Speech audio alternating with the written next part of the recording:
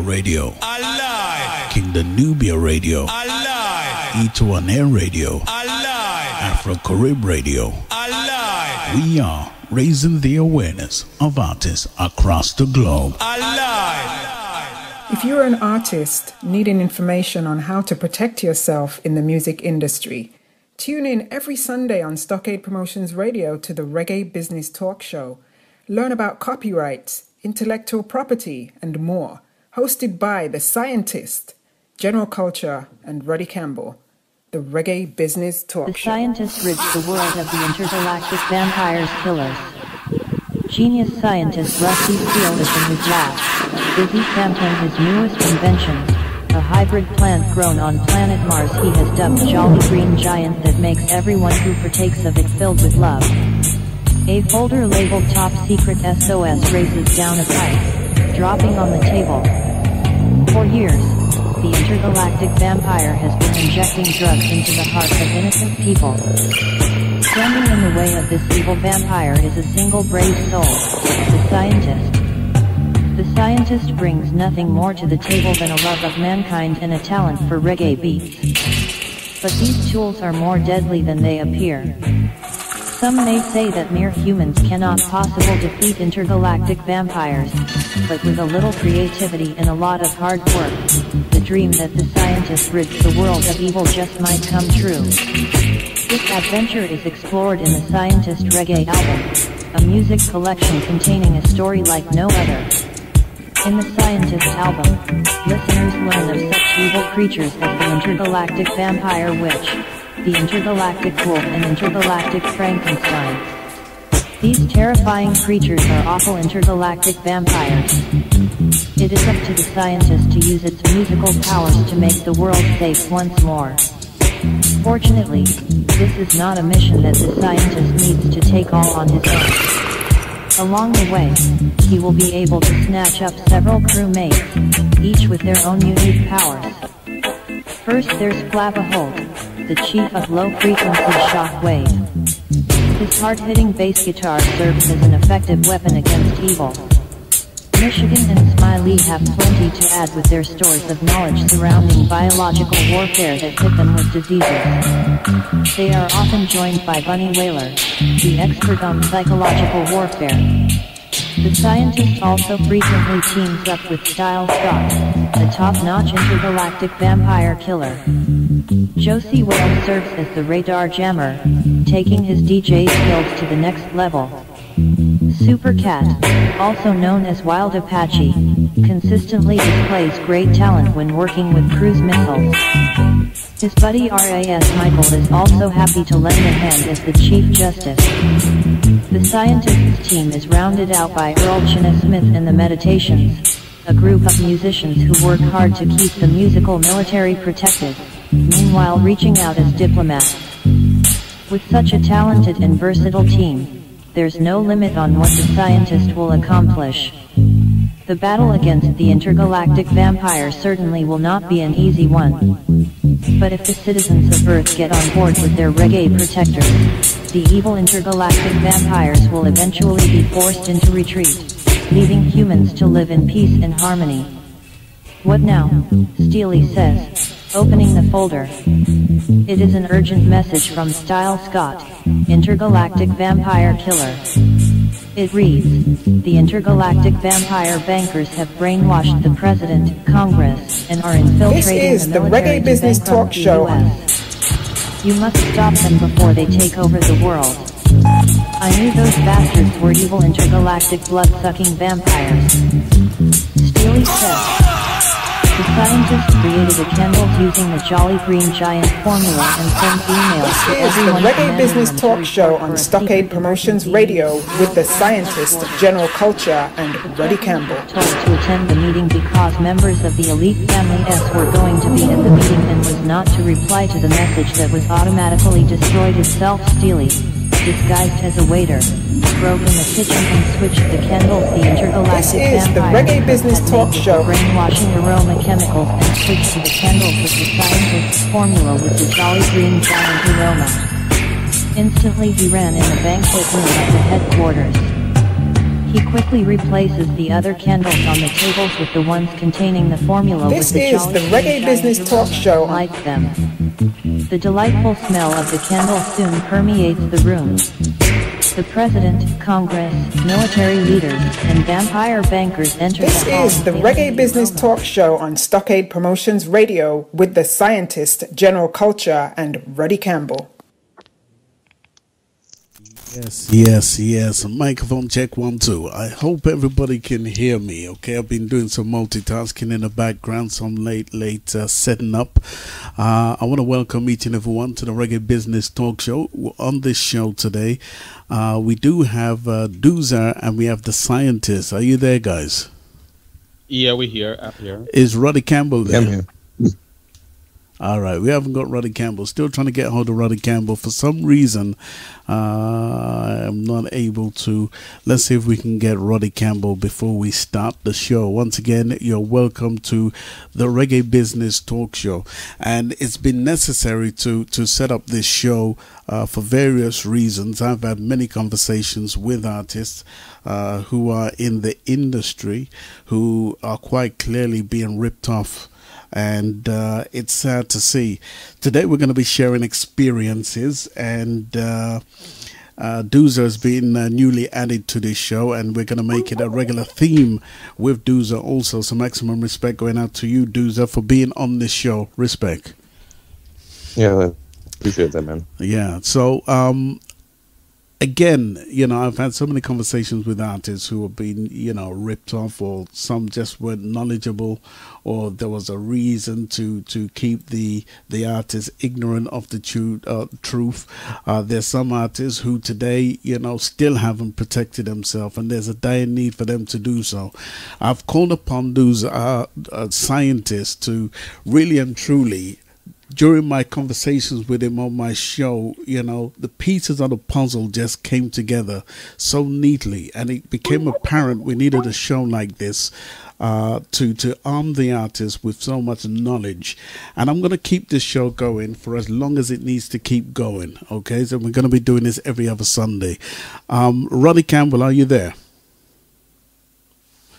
Yes, General, I'm here. Okay, amen. We have Roddy Campbell on board also, so maximum respect. I'm going to let Scientist introduce himself, and then he's going to hand over to Roddy Campbell to introduce himself. Then Doozer's going to introduce himself, and then we're just going to get the ball rolling, okay? So, Scientist, just introduce yourself and why you feel it's necessary for us to do this show.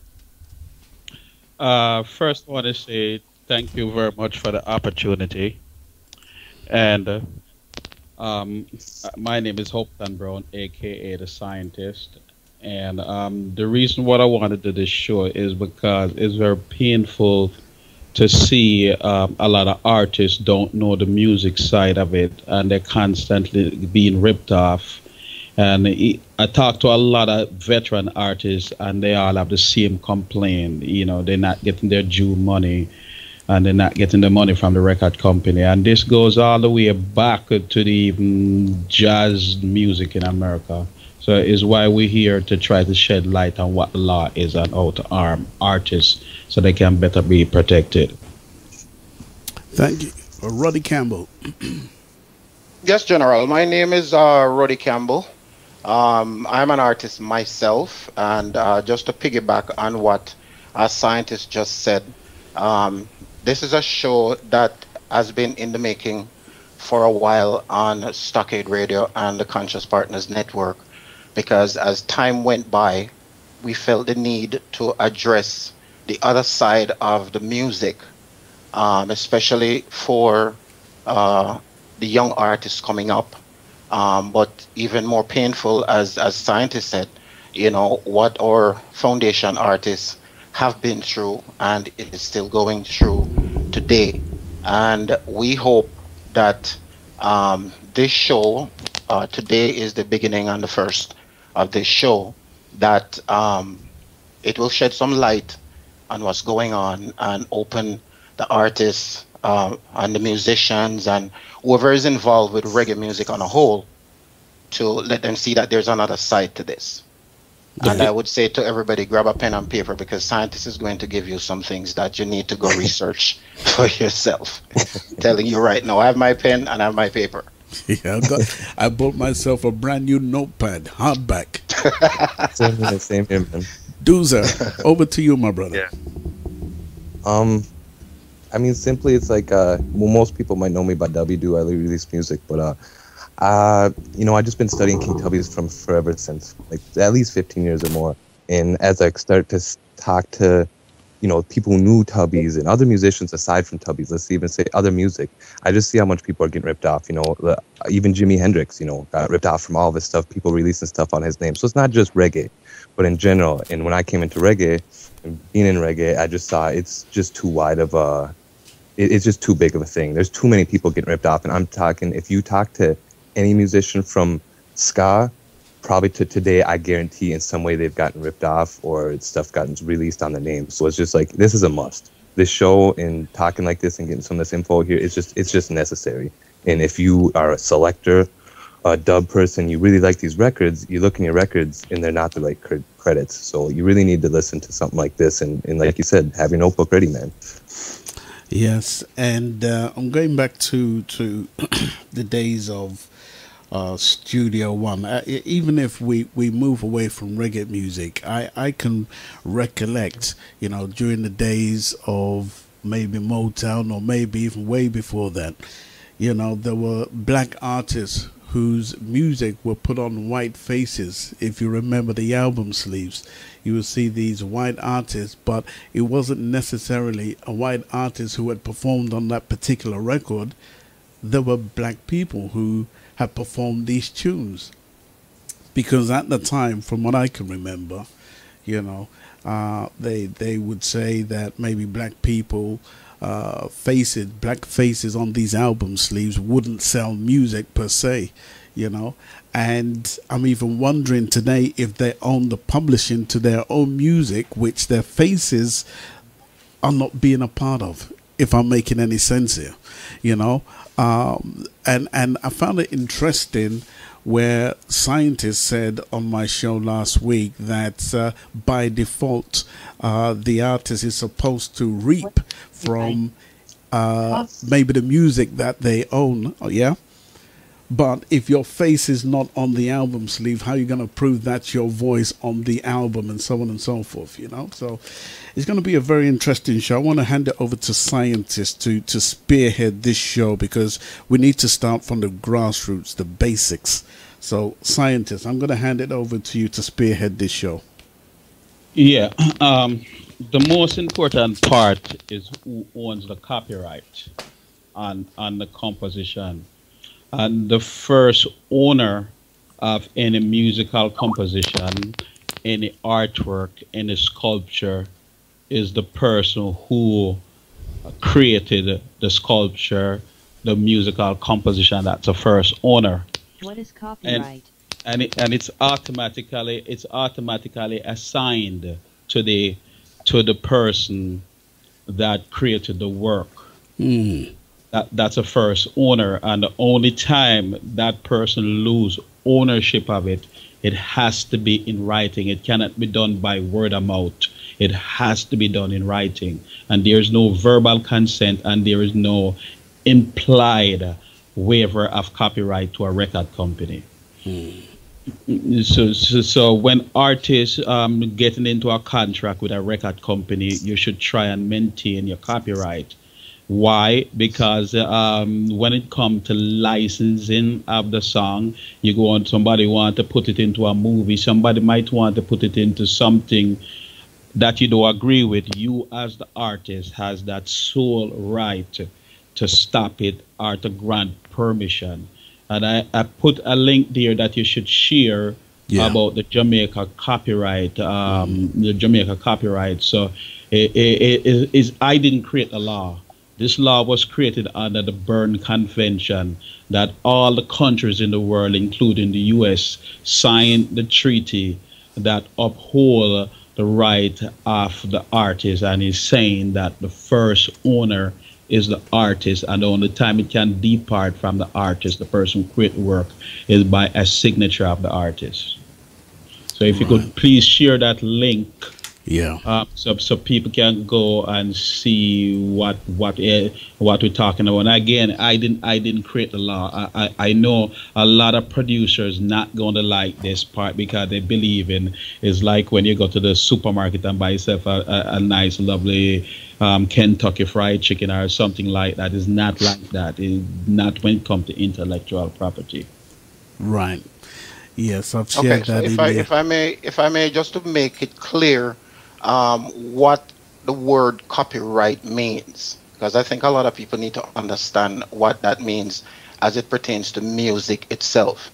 And I'm going to read just a little bit of it. Copyright is a legal right created by the law of a country that grants the creator of an original work exclusive rights to its and distribution. So in other words, as long as you have exclusive rights to your original work, and we're talking about original work, you have the right to it. This is why it is important to get your music copywritten.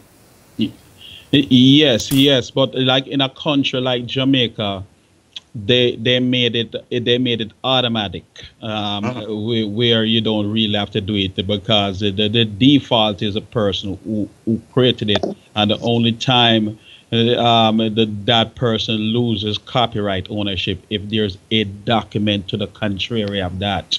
So if you never ever signs it, it still helps to go and copyright it because they get into like the American court system.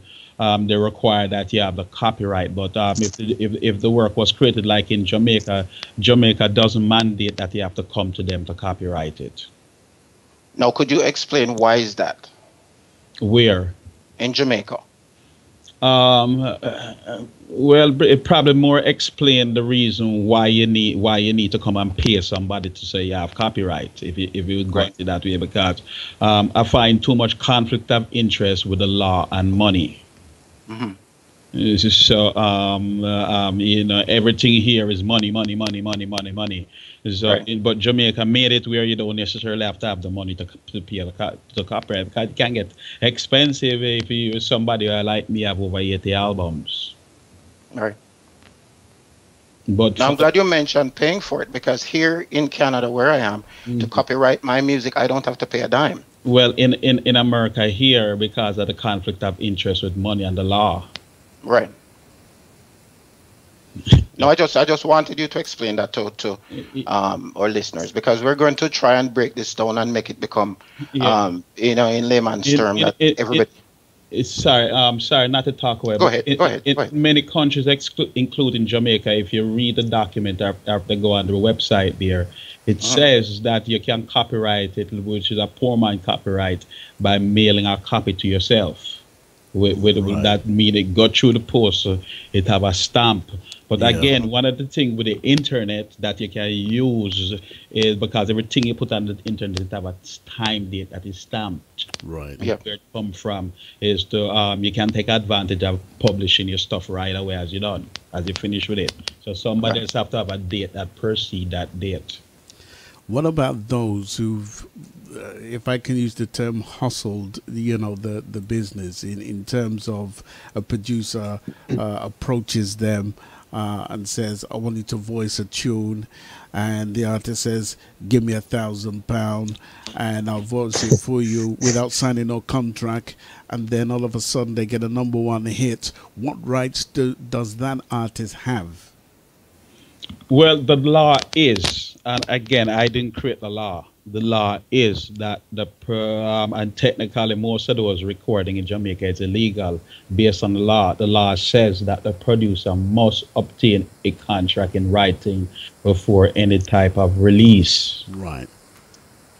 Right. If there is no contract, that artist can like if the major company put out or any company put out, you can put an injunction on them and have every copy removed, and you can sue both the producer and whoever put it out. The producer must have written permission, And if the producer doesn't have any written permission and the producer paid you $10 trillion, it doesn't mean that you signed with a copyright to the producer. And I know a lot of producers are not going to want to hear this. Well, I paid for the session, I paid for the session, I paid for everything. No, producer, it doesn't work like that when it comes to intellectual property rights. So it's still not too late for the artist to gain control or ownership of his I would say, written song, right? Yes, the artist can still claim ownership, and one of the shortcut that artists can do, if a producer violates, you take that same copy and put it out. Right. When they try to sue you, then you counter sue them in court for not having your written permission and putting out your material. So what's the difference in for instance, those from the Studio One days who put their written lyrical content to an actual song which was released, which obviously money's being made from it to this day. What is stopping those artists from claiming ownership of their half of something which became a #1 hit, so to speak? They don't know what the law is. And if you ask a lot of veteran artists who owns it, they're going to tell the producer, and the producer paid them. But that's not true. Right. Yeah, when you know the law, it's good to know the law, because when you don't know your law, your lawyer could get paid under the table to make you lose your case. For example, if you win the case, the lawyer would get, say, $50,000. Right. Plus the record company have to pay out $300,000-$400,000. The lawyer can say, well, then if I let you lose the case because you don't know the law, then I can make $100,000. So the record company gladly pay out $100,000 than pay out $300,000-$500,000 per infringement. Right. You know, and that goes on every day in the courtroom. It goes on as we're speaking. Some unscrupulous lawyer is getting ready to screw somebody tomorrow, Monday. In court. It's getting ready to happen again because the client himself doesn't know what the law is. Right. Duza, feel free to interject anytime, yeah? No, well, that's, I would tell any musician, any artist, anybody, if you really need to know your rights and look them up. You know, it's like the producer, how much musicians are paid that. And when you look it up, you really see that so many people have probably signed away their rights and didn't really probably know the royalties is something that if you look it up, especially with the internet, like scientists said, nowadays with the internet, anything you look up, you can find the truth about it and find how much producers really owe, most of the times, and what they're due in say a master, and what the remixers do. And like I said, going back to even blues guys, you talked about like Robert Johnson and those guys. A lot of those British guys went and released music over in the UK and did songs that were identical to blues guys back in the 40s and 50s and 30s, and they never got paid for their stuff because they just weren't smart enough at that time. They probably signed away when they did the records, like Robert Johnson and these guys. So people really need to know what they're doing before they ever. I would never sign a paper before I ever looked into the rights and who's owed. Right. Yep, that's right. Well, let's use Bob Marley as an example. That's a perfect example. When he did his first records with Chris Blackwell, and I'm going to point out lawyer-assisted criminology. Right. Chris Blackwell lawyers knew what the law is, that in order for Bob Marley to lose the copyright, or do having a copyright, that he have to sign a document that says work for hire.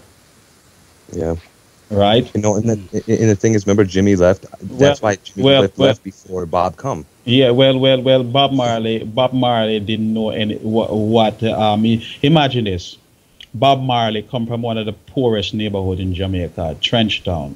He has his family to raise, and here comes someone say, "Hey, Bob Marley, I can give you $100,000."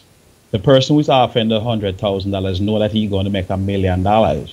So to him, that's $900,000 profit. So Bob Marley, I want you to sign this contract, and here are the words that you need to look for and be careful of. Or any word that is not written English that you don't understand, put a big circle around that. Work for hire. You see, The lawyer knew what work for hire meant, meaning you're never going to get an next copy. Bob Marley obviously didn't realize that when I signed my first 5 best album, I'll never ever get a penny from it again. Right. You see, these are the scumbag lawyers that hook up the contract like that. What needs to happen is when it comes to these clauses like work for hire, in perpetual, it needs to be defined what work for hire is. It's like if I tell you something in German, I put that part in a contract, you would know. What should have happened in Bob Marley case, right? Their lawyer who's arguing for Bob Marley should have said, Judge, work for hire was not clearly defined. Bob Marley did not have a contract, or sorry, a lawyer. He did not have counsel at the time. Based on what they call the moral code within the law, right? The court should have used the discretion and overturned that contract. But that doesn't happen in court, because you have to understand that the court system, there's a buddy system within the court system, and your lawyer the judges, it's been proven before, judges got paid off. Yeah, no, and the thing about, like, now say, okay, The Harder They Come is a fictional movie, but that's really true. Jimmy Cliff went in and recorded, he put a paper in front of him, he said, no, I don't want to sign this, and the producer's like, well, I wish you luck then. And then now when he becomes a wanted gunman, you know, they want that record so bad, he lose it back in there. I mean, people know How Harder They Come who love reggae. That's a fictional movie, but that's really the truth. You know, he put this paper in front of him, and Jimmy in the movie said, no, I don't want to sign that. And he said, well, I wish you luck. And then now he comes back a couple weeks later and he take 20 pounds or whatever he take for it. And you know, that's how they treat it, especially Jamaica. Wow. You know, now when you're wanted gunman and your name's big, oh, we got to find that tape quick because it's a #1 hit. Find it. You know? Yeah. Wow.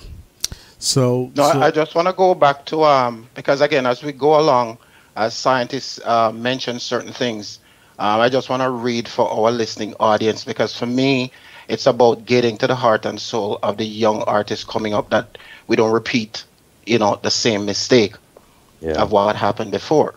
A work for hire is an exception to the general rule that the person who creates a work is the author of that work and hold all rights to the work product. This is the concept of intellectual property protection outlined in Section 101 of the 1976 Copyright Act. So the point we're trying to make on this program is that we have information. We have information, and I've said it before many, many times, that what I'd like the young artists to do, somebody put a piece of paper in front of you and they call it a contract. Just simply say to them, let me read it over. Even if you don't understand it, take it to somebody, give some what a scientist said the other day, it's called a downtime.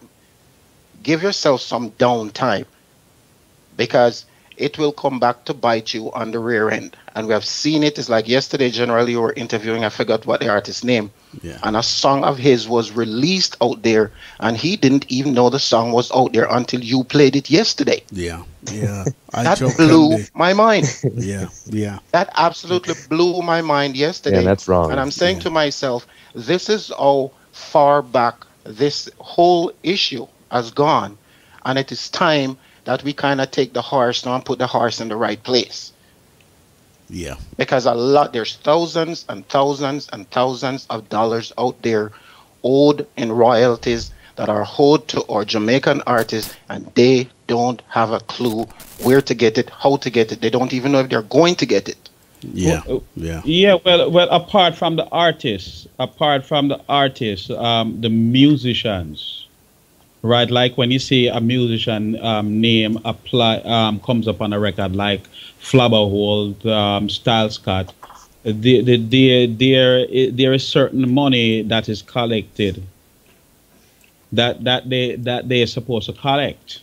And one of the problems with Studio One, I don't know if he did it intentionally, but one of the bad things with Studio One is that you never know who play what. You don't know who play what. Like if I tell people I used to work at Studio One, it might look like I'm a lie. telling lie when I recorded all that Fred McGregor, that Willie Williams, that Michigan and Smiley, that's Sugar Mine, that's my work. But because of whatever reason, Coxon wasn't putting people's name on the record, like who engineer, so forth, so forth. It's very bad for history. Yeah. You know, so what needs to happen was we need to assemble a team that can go out and register and put all of these guys' name on it, so that the SOC and the different people start mailing out that money to the appropriate people. Yeah. And it's one of the bad things that I see a lot of disc jockeys adapt. They want to play what they think is popular, or what they think is the bling bling. That is bad for the recording industry, because this is how these musicians and artists get to collect the pension. These songs are supposed to be in constant rotation, but and then what needs to happen when the station manager find that the DJ only want to play one set of record, then get rid of him. Because the musician or the artist is not getting their performance rights. They're not getting that money that they're entitled to.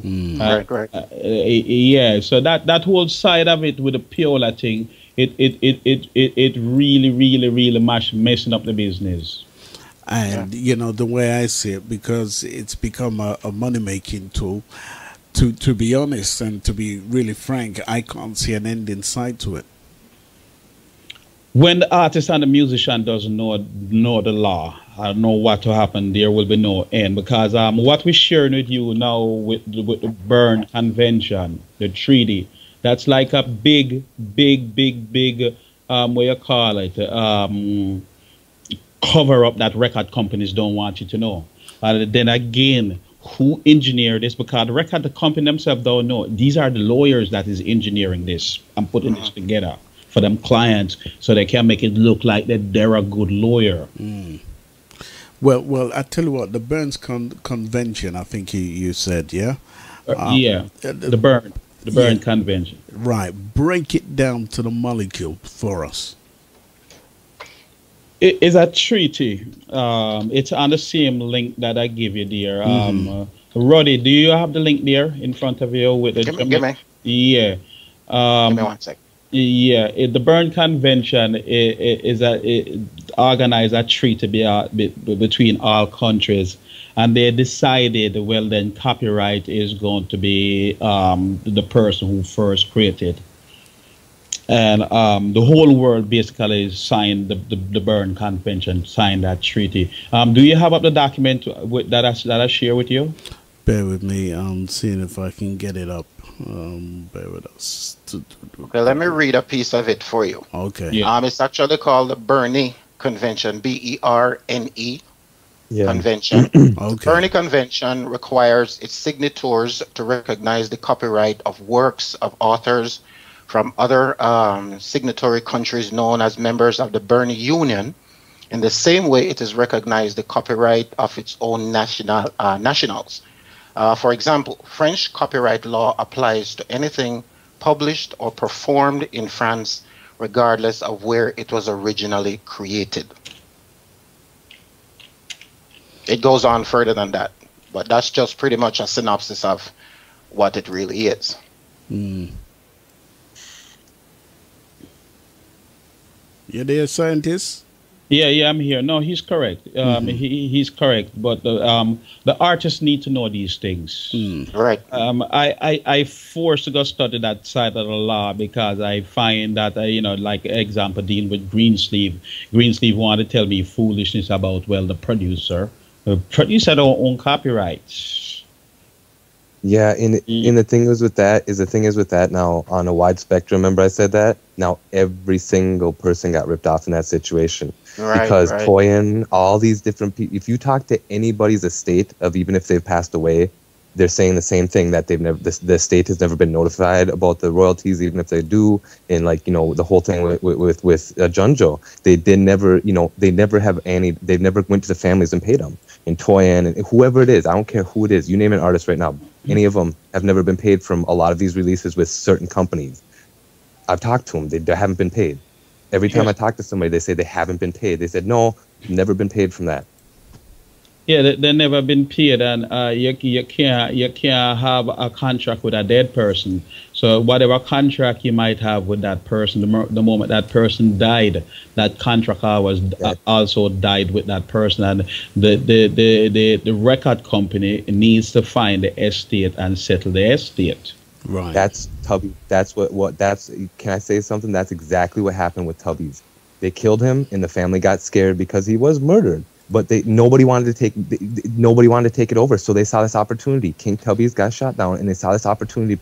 If you put King Tubby's name on anything, it sells more. It's proven. Yeah. If scientists' name on anything, it's proven. And so, like I said, it's 200 albums over 200 albums and singles that Tubby's name is on, and some of these aren't even at Tubby's, nor even done in the 70s. They're done in like the 90s, 80s, digital, whatever. Well, let's start from the current one where they're putting who, Damian Marley and that, or who? Okay, yeah, I didn't have my paperwork last time. Do you mind if I do that? I'll bring it up. Listen, that Julian Marley I talked about last time, it's actually Julian Marley and it's King Tubby, and it's called Violence in the Street. And they have side A, and on side B, it's called King Tubby Rub-a-Dub.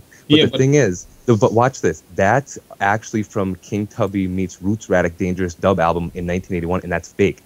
King Tubby's didn't mix that, so they took that exact rhythm and voice over it, and then put the B side as that, and say King Tubby's. But it's actually scientists mixed that. It's 1981. Tubby's didn't mix he done mixing by 80, and he never mixed Roots Radic. So the thing is, they took this and put King Tubby's on it, and it's like, I don't know if they know. They must know. They have to know. They have to know. They have to know. No, and let me explain the reason for doing that. Ever since this whole thing went on with me and Greensleeve, Blood and Fire first start taking my things that I work on with Bertrand Brown and putting Tubby's name on it. Right, Tubby's never mixed any album for these 200 albums that they claim is Tubby's. It is actually my work. So they find it convenient to put Tubby's name on it because it will sell. And if you go back a little further and put everything in context with the notes that you have, Doozer. Well, I mean, like even the Dangerous Dub album. Going more into that, it's a Greensleeve release, right? And they have had another one from a Copacetic label. But the thing is, it says producer and mixed by Josh Screw and second producer Rankin Joe. That's not possible. Yeah, well, Josh Screw is not an engineer, and that's the first fraud, right? Exactly. There you go. And that's the first thing. And now that's the exact album that they took it from. That's the album that they took that rhythm from, right? And then they turned it into Violence in the Street, and they voiced it and then did the dub side. And it actually says King Tubby's. There's no scientists. There's no where it's from, no nothing. You know, it's not fair to scientists. And you know what? Can I say something also too? A couple people came to us like off the King Tubby's files and said like, oh, you seem like you're bashing Tubby's, or you don't like Tubby's. I love Tubby's too so much. Man, everybody who know Tubby's from back then, even if he a certain way, they really love the guy because we looked up to him. He's the first guy that was on the cover. He's the guy who did dub. If there was somebody versioning this then before, whatever, Tubby's created dub, and everybody looked up to him. They loved him. So when I saw everybody was ripping off Tubby's name, and now his brother don't want to step up, his daughter don't want to step up, nobody wants to step up really, because I don't know why, but no, they saw this opportunity and they ran with it. Every company. Yeah. But if you remember that list that you was reading to me earlier, Doozer. Before. Yeah. Okay, I got more. Okay, yeah. There's one. Do you know? There's was in context, so they can show what you see. There's a Crucial Bunny. There's a Crucial Bunny versus Jammies, and this is whatever with Jammies. It's Crucial Bunnies versus Jammy was the original release, Fat Man and Dub Contest, right? And now there's a track on there called Jammies a Shine. Originally, it says it's mixed at King Tubby's studio, but now a couple years later, it comes out released on, I forget which one. But anyways, they say it's King Tubby's dubbing my way in a murderous dub.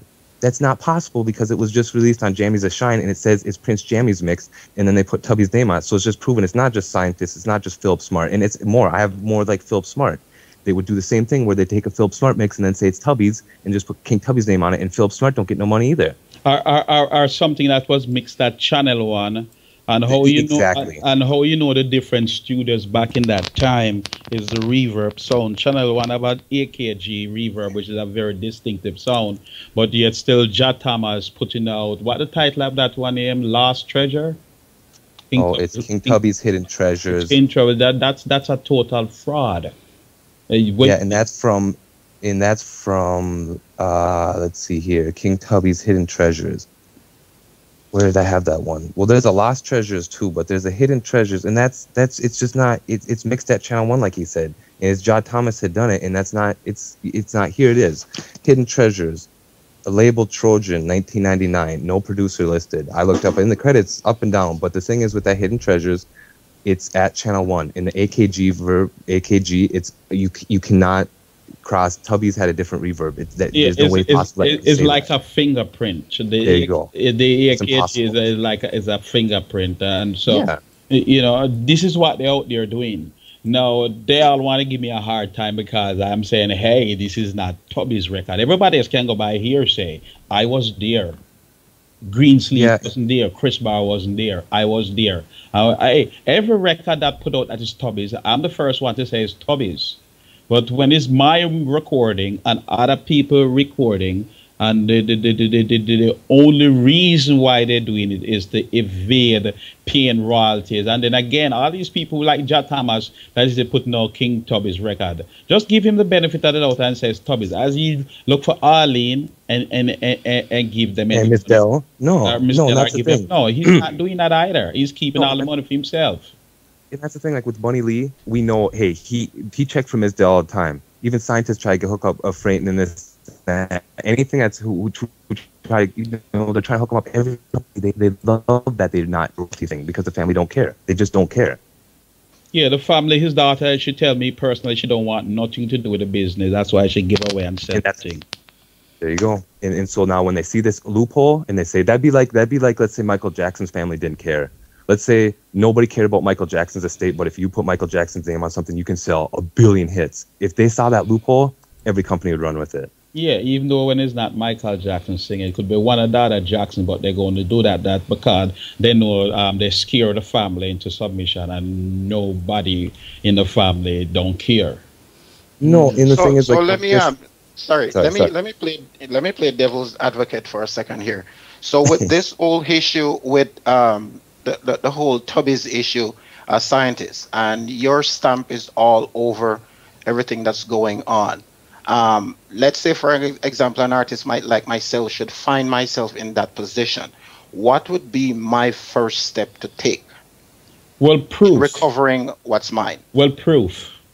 Yeah. And I'm glad you said the word proof, because it brings us back to the initial stage of this show and what this show is all about: getting your music and your creative original stuff copywritten, because that's your proof. Well, you have more than one proof too, because here's what they didn't calculate.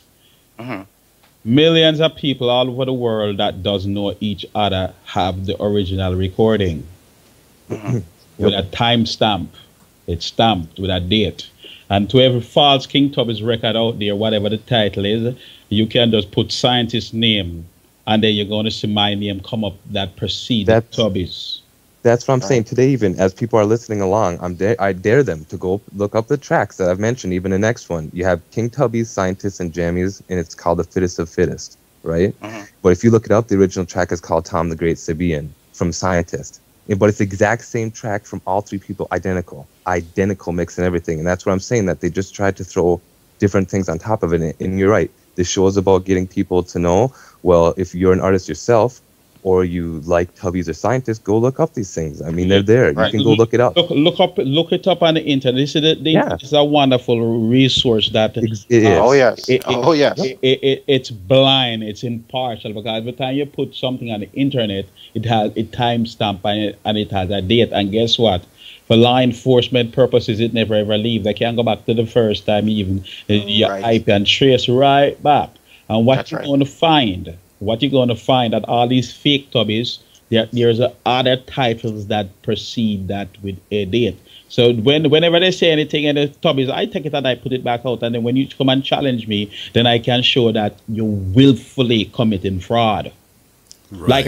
Like Abraham, he's maliciously committing fraud. And under the statute, when someone maliciously violates a copyright, Then if the damages was 100,000 because they willfully do it, then the judgment against them for willfully violating your copyright is more money they have to pay.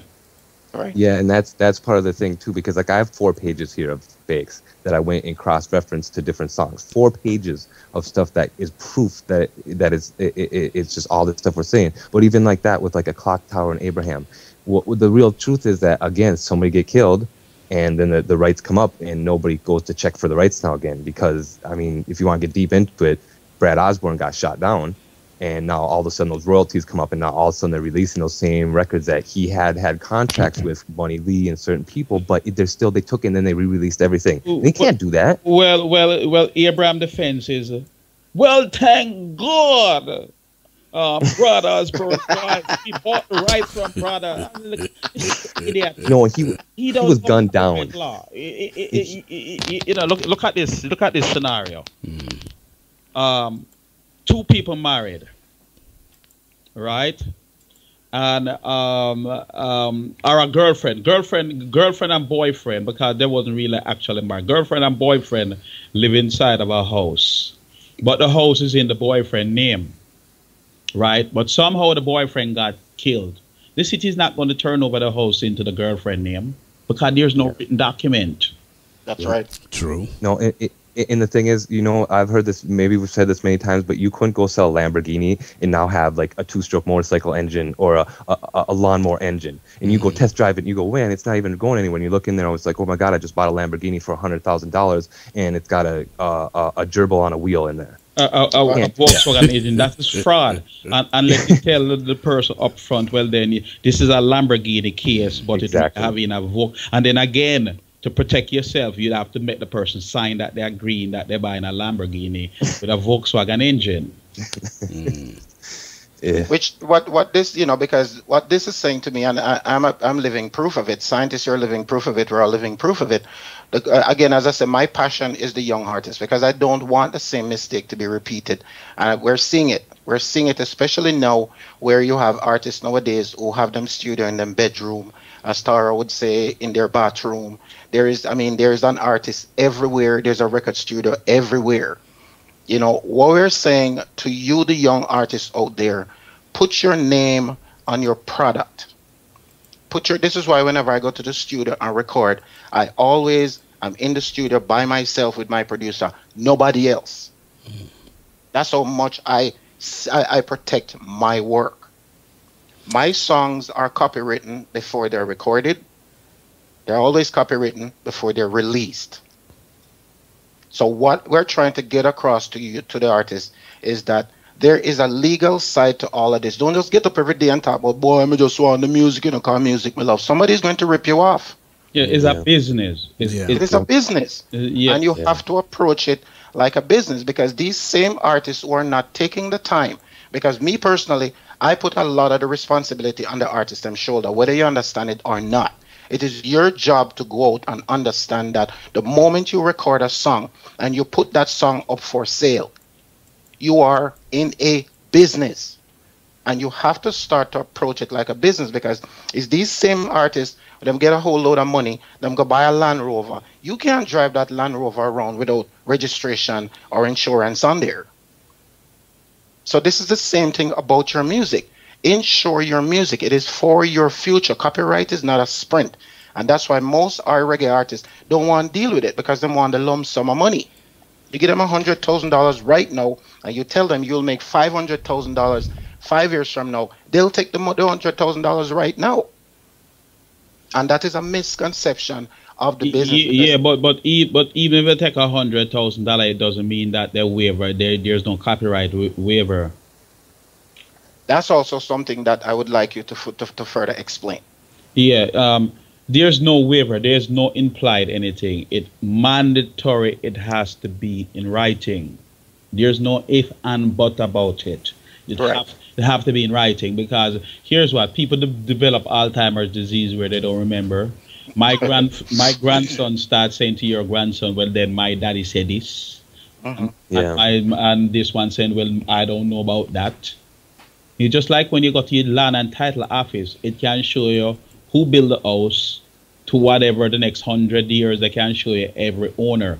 And when you have a broken chain of title, then it raises suspicion as to who is the next person claim. Like again, this whole Greensleeve catalog, they cannot show an unbroken chain of title from artist to producer and from producer to the record company. If you stupid and want to sign away your whole life to a producer, hey, no law can't force you. Right. And if the guy didn't put a gun to your head, you know what work for hire mean, you know what in perpetual meaning forever, and it defined clearly. No one can say you stupid. Give you if you want to give away a copyright for $10 million. The law can't stop you. Right. But the bottom line is there's no copyright waiver by word of mouth. I want the artist them to get a full understanding of. You don't have a legal binding of any contract of any sort with anybody with word of mouth, because as the old saying go, hearsay can't go to court. No, hearsay cannot be admitted as evidence in court. In evidence, no. But you know what's on the artist's side, and if your lawyer know how to argue it, produce the note, produce the document that this guy signed a copyright to you. And as long as there's no document, then the record company has fault. And let me point out again, lawyer-assisted criminology. The first thing the lawyer is going to ask the record company, who is their client, is what does the contract says? Yeah. And to the fact that the record company can't produce the contract, the lawyer is supposed to say, well, you know, record company, you have no contract, so let's settle the case. What these lawyers will do, they will put on a dance and come into court knowing very well their client is in violation of the law. Right? And instruct their client how to commit the fraud, and even coach witnesses to come into court, because I have the living proof that they did it.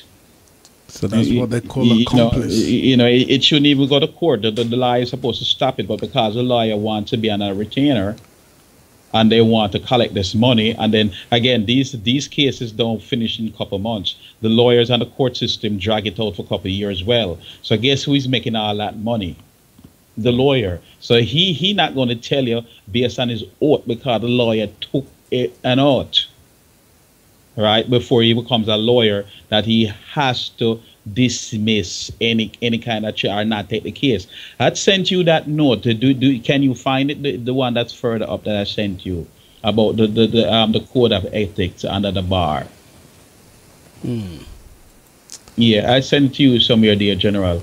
But to keep, who can research that and we can research that. But is what the artists need to know, that if you don't sign anything, you are still the owner. Who owns the copyrights? How long does the copyright last for? No, the code of ethics. I should find it again and show you what our lawyers signed. Our lawyer agreed that if their client come to them with a case that is not true, that they should not take the case and dismiss it. Right. So let's go to, for instance, the artists who are going into the studios and voicing particular tracks for other producers. For instance, you may have an artist in America and he's been approached by a producer, let's say in France. What is the approach that artist must take in order to secure himself? It's a kind of double-edged sword, because when there's no contract, the default rule set in place that the artist owns it. That's a default, automatic. Say that one more time. Just repeat that, please. It's a double-edged sword when the artist doesn't have a contract, because it more leads towards the artist and put the automatically put the producer in the wrong, because the producer is supposed to obtain a clearance, a contract from the artist before he release it. But the producer is going to claim ownership. Well, he can't claim ownership if the artist doesn't know to contest it. And what producers doesn't want to hear is that I spend my money and I don't own this product free and clear. It doesn't work like that, producers, with intellectual property. But what the artist should do is, before you get inside the studio, ask for a contract. How much am I getting paid? What's my royalty rate? And then again, one of the biggest hidden that the record companies doesn't want you to know about is the mechanical. Mechanical is based on whatever the manufacturer, not what sell. So if the producer want to press 1 million copies and keep it under his bed at his business, he's supposed to pay 10 cents per copy that he press. Right. No, what the artist can do and what the artist is entitled to, and they can't tell you anything different. Show me where you're pressing and the pressing receipt. No. If the producer committed any kind of a fraud by saying you only press 300 when he pressed 3,000, and then you go to the pressing plant and say, hey, I'm the artist. Look how the artist can stop whoever that's pressing manufactured. This thing is out here, and could you please show me the bill for how much actually pressed?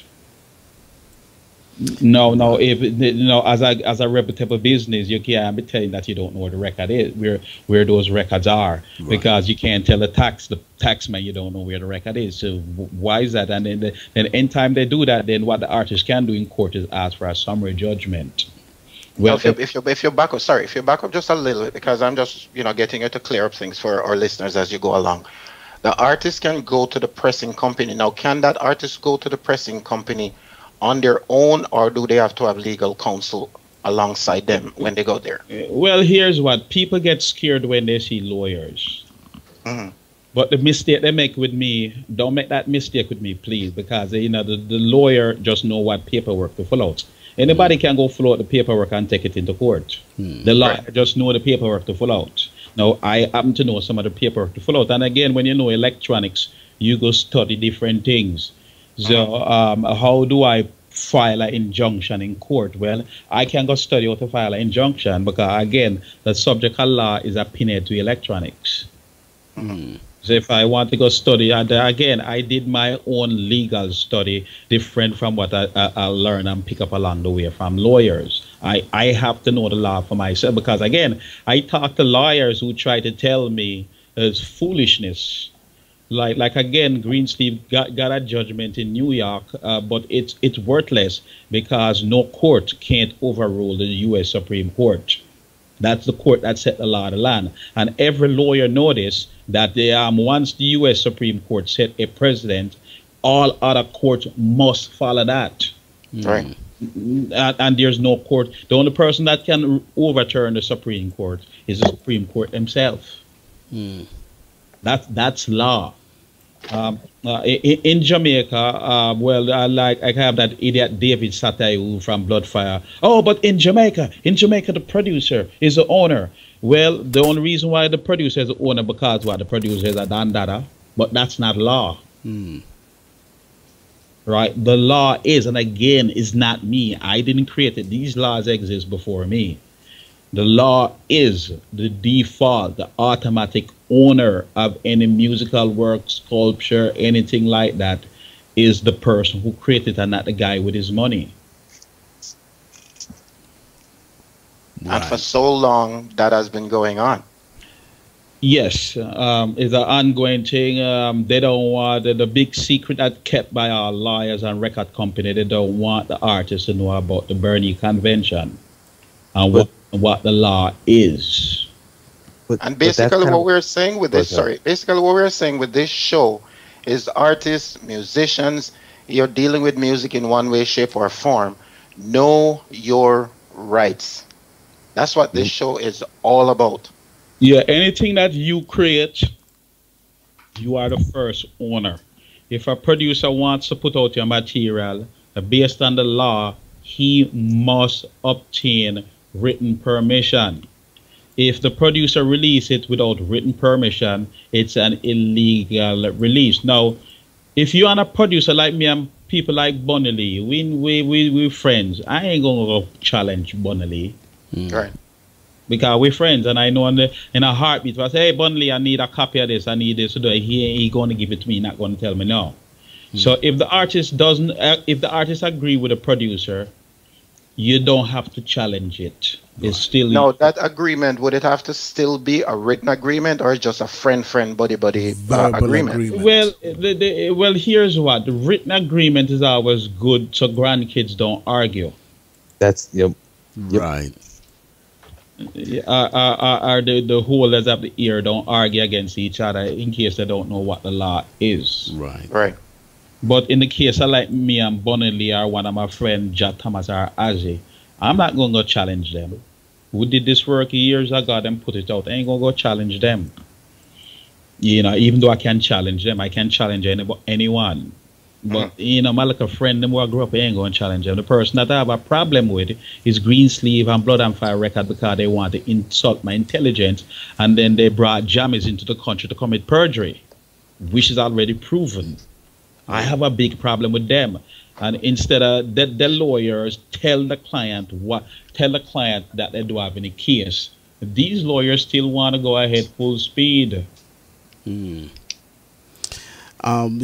did mention to me and you linked me with Don Carlos. Why was that? Well, he going through the exact same thing. And when you ask him. When you ask him what the situation is, he telling you the same thing. I don't know if he will pick up the phone here now. Yeah, I talked to him the other day. He's in Costa Rica. Yeah. Okay, and while we're on the topic, I want to bless up all our listeners. We've got so many people on the outside which is logged in, which I'm actually seeing right now. Listeners from Canada, Argentina, France, so many countries logged in right about now. I want to bless up each and every one, and I got to bless up the original Thriller. Maximum respect in every aspect. Yeah. We have a surprise guest here, not to put Don Carlos on the line, but Don Carlos, we are in the era, we're just having like a friendly talk about music business and what goes on. You there? Yeah. And we are just going through the subject. You don't have to say anything if you don't want, but as far we're trying to let artists know what their rights are in copyrights and all of that stuff there. And we're just pointing out that there's so much of these artists that have not been collecting their mechanical royalties, haven't collected any royalties from a bunch of record companies. I wonder if you want to shed light on any of that.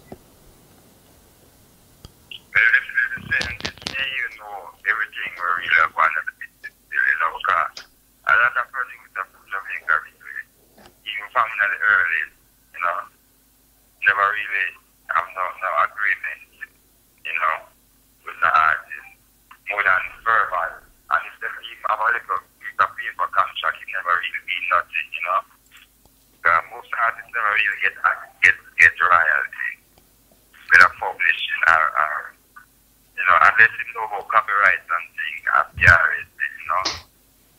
but I work for them things they go on, Yeah, and you don't have to call it a name, but like if you don't want, what about those record companies that put out all that Don Carlos? Because you are still the owner if you never sign any document with them.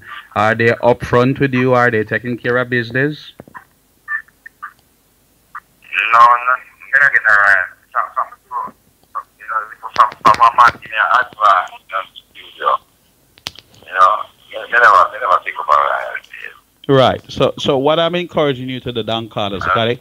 Like PRS, Yeah. What I encourage you to do, take every one of them and re-release it, and they can challenge in court because you are still the owner of the musical composition of the world.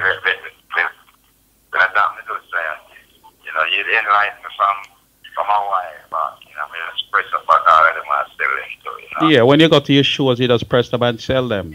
And if they try to challenge you, then you counter sue them in court for you do a summary judgment, and sue them. Okay, here's what.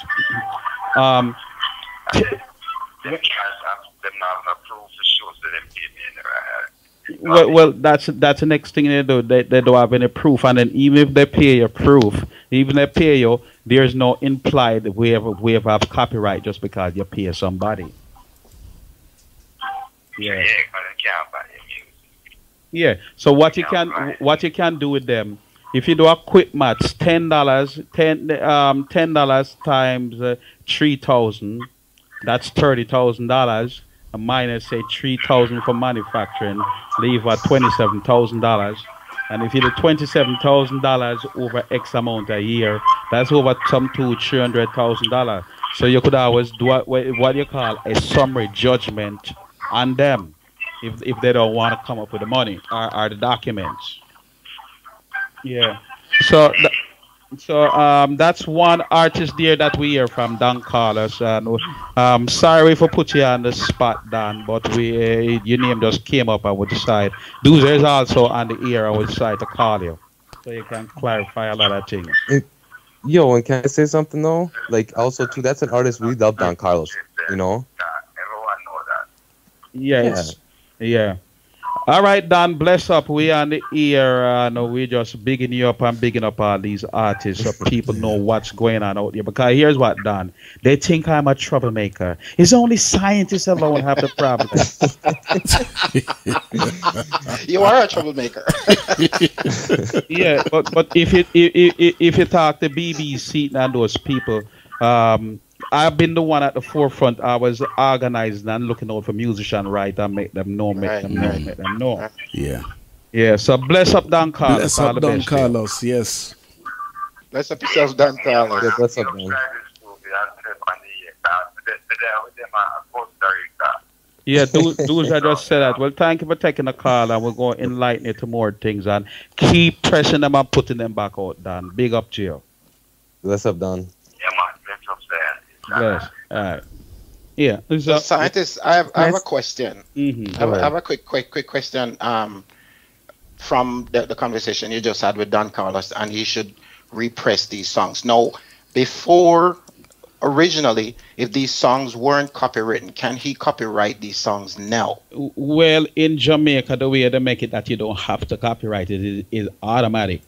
And if there is nothing to the contrary, then the work doesn't leave the author and the composer and anybody who, if your pseudonym is on it, it doesn't leave you. It's automatic to prevent the thing where you have to run downtown to copyright it. Now does other countries recognize Jamaica's law? Of course, because they all sign it under the Berne Convention. Even America signed that law. Now, would you suggest that it would be within his best interest to copyright it, that to make sure he has legal proof? Well, if in America court, but before the judge can accept it, the judge want no say you scratch somebody back and you pay the copyright office, which too much conflict of interest with the law and money. Mm-hmm. Yeah, but that's part of the problem too. Is it's like, like a guy like Don Carlos.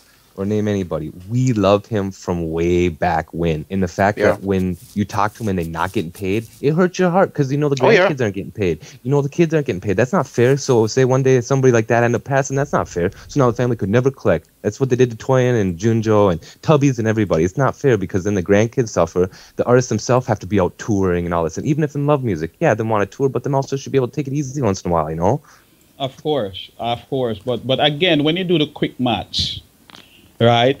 And the record said the LP sell for about what, 15, that 20 that. But if you do a quick math, 10 times 3,000, that's $30,000. Yep. Right? Over X amount a year. Mm-hmm. Back royalty and thing. Yeah. And it's a reason why they don't want to show the pressing receipt because they know that legally they'll be responsible for all that we call it mechanical royalty that they're supposed to pay on pressing. They would have to get the pressing plant to cahoots with them with fraud. No, is a pressing plant. I think in England every pressing plant have to have a license. Is that true? I don't remember. I think so. So I think everywhere in North America. I know it's here in Canada. yeah, that you have to, the pressing plant themselves have to have a license. Now, does the pressing plant want to lose them license for one comeback producer? And is a reason is a reason why they want why the country want them to have a license, because if them in violation or in a copyright bootleg, that they can lose the license to press. So now when you ask the record company to show you how much press, like I've been asking one, and I go and just go for a summary judgment since you want to play ignorant, and you want to play with me. Now, could you explain in a little bit more details to our listeners what is a summary judge? Well, a summary is summarizing. Well, then this record was in 2 weeks sell 100,000, and over the course of 10 years or more, we know that in the first set of sale it might be, but gradually going to come down. So we're going to summarize it that in 10 years you sold 500,000 copy. Right. So you summarize that, and you can ask that judgment if they want to play a fool and don't produce. No, the record, the legal records and the records that they're supposed to keep. Because like if you go to Capitol Records and say to them, you can how much did the Beatles sell? They can't tell you. Yes. Well, the Beatles sell from day one. They sell this 100,000, 500,000 copy. They shouldn't even have to go dig. But with these type of a record company, like what these reggae artists deal with, they find it very convenient to lose the documents. No, they can't tell the taxman that they can't know. And then the next trick is, okay, if you want to play with me, then I'm going to attack your tax records then, if you want to play and you don't want to produce the right documents. You see, this is what the skillful lawyers know. Well, I take the time out to go study what the law is. So when the lawyer telling me he do have no option, I say, well, then push option B and them. Yeah. Oftentimes, some of the lawyers themselves, they don't like dealing with clients that know the law, because they know they can't get paid under the table for you to lose your case. Now, do you think scientists and General and Dubby, do you think that there is part of the big problem, especially with reggae music over the years, is a lot of hustling has been going on? Too much. That's the whole problem. Way too much. Way too much. That's the whole problem. It's hustling, and again, some of the producers they're ignorant to what's going on. They don't know the law. So you find like a producer like Jonjo, who is illiterate, can't read and write. No disrespect to him, because I have people in my family, they couldn't read or write either, but hey, don't you ever try trick them a dime. You have dealers in Jamaica that sell food on the sidewalk. You go try shot them 5 cents or 2 cents. You never know, some machine could hold in a woman's bosom.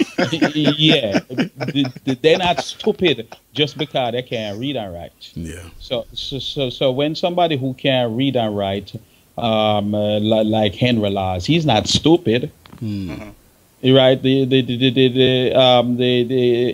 must have to can read and write to sign the type of contract a green sleeve so them sign. Moreover, producer cannot assign rights. Yeah. Just plain simple is the law. Producer. Could you say that again? Producers cannot assign artist rights. Okay. Like sign over the artist copyright to the record company, unless the artist is stupid enough to put that so the producer can sign it away. And you have to understand, is who guiding the record companies, lawyers. So it is almost better for the artist to go have a contract that written up 100% in your favor and tell the producer sign it, than you signing his contract because his dirty liar, because he wants himself to look like he's a good lawyer. He going to write everything in favor of his client. Like again, when I just come to California here, I did some singing track for this guy, a young producer artist, don't know what's going on. But by the time the guy asked me to do one dub track and I end up doing an album, then it started valuing more money. Then the producer approached me with a contract to sign. And basically what the contract saying, that if I create something on a toilet paper wrapper 50 years down the line that he has nothing to do with it, he owns part of that. You know, this lawyer here who put together this contract, he's a scumbag. He's a slime ball. Mm. And the innocent artist, he just seen, wow, I'm going to get in Capitol Record. I'm going to get this. I'm going to get that. He have all these contacts. I said, but hold on, lion, man. Do you read this? That if you make a next album that these people has nothing to do with it, you have to pay them money. And it's because I refused to sign a contract why he didn't sign it. Or all know he would be making record and the producer would be still want to collect of it. And then when I talked to his lawyer, why you put that in the contract? Well, my client already spent. My client is giving the artist exposure, and because of that, I think my client should be able to collect on records 100 years after. So I said to him, so what happens if this record that your client put out totally flops and it goes nowhere? And then all of a sudden, oh, sorry, I have to take our next call because I was tying the noose around liar neck. And now liars don't like anytime you use them own word and tie them up. Yeah, and that's like the thing is too, with the court situation too, like with all these fakes, you have where, they put credits and they'll change the name, they'll change the producer. That's why, it sounds like, the same thing, but it's like you have to actually sometimes hear the song and then you'll be like, oh, I know that song as something else from somebody else. Sometimes when you do go research, you can't find them, but that's the main thing these guys love to do. The lawyers are part of it, and then sometimes the record companies and the producers, because they love to say, give it a different name, give it a different producer, even give it a different studio, a whole different studio. All different identity. That's what they did to Ja Life even too. Remember with Phil Smart? That again is malicious fraud. That again is premeditated fraud. Yeah.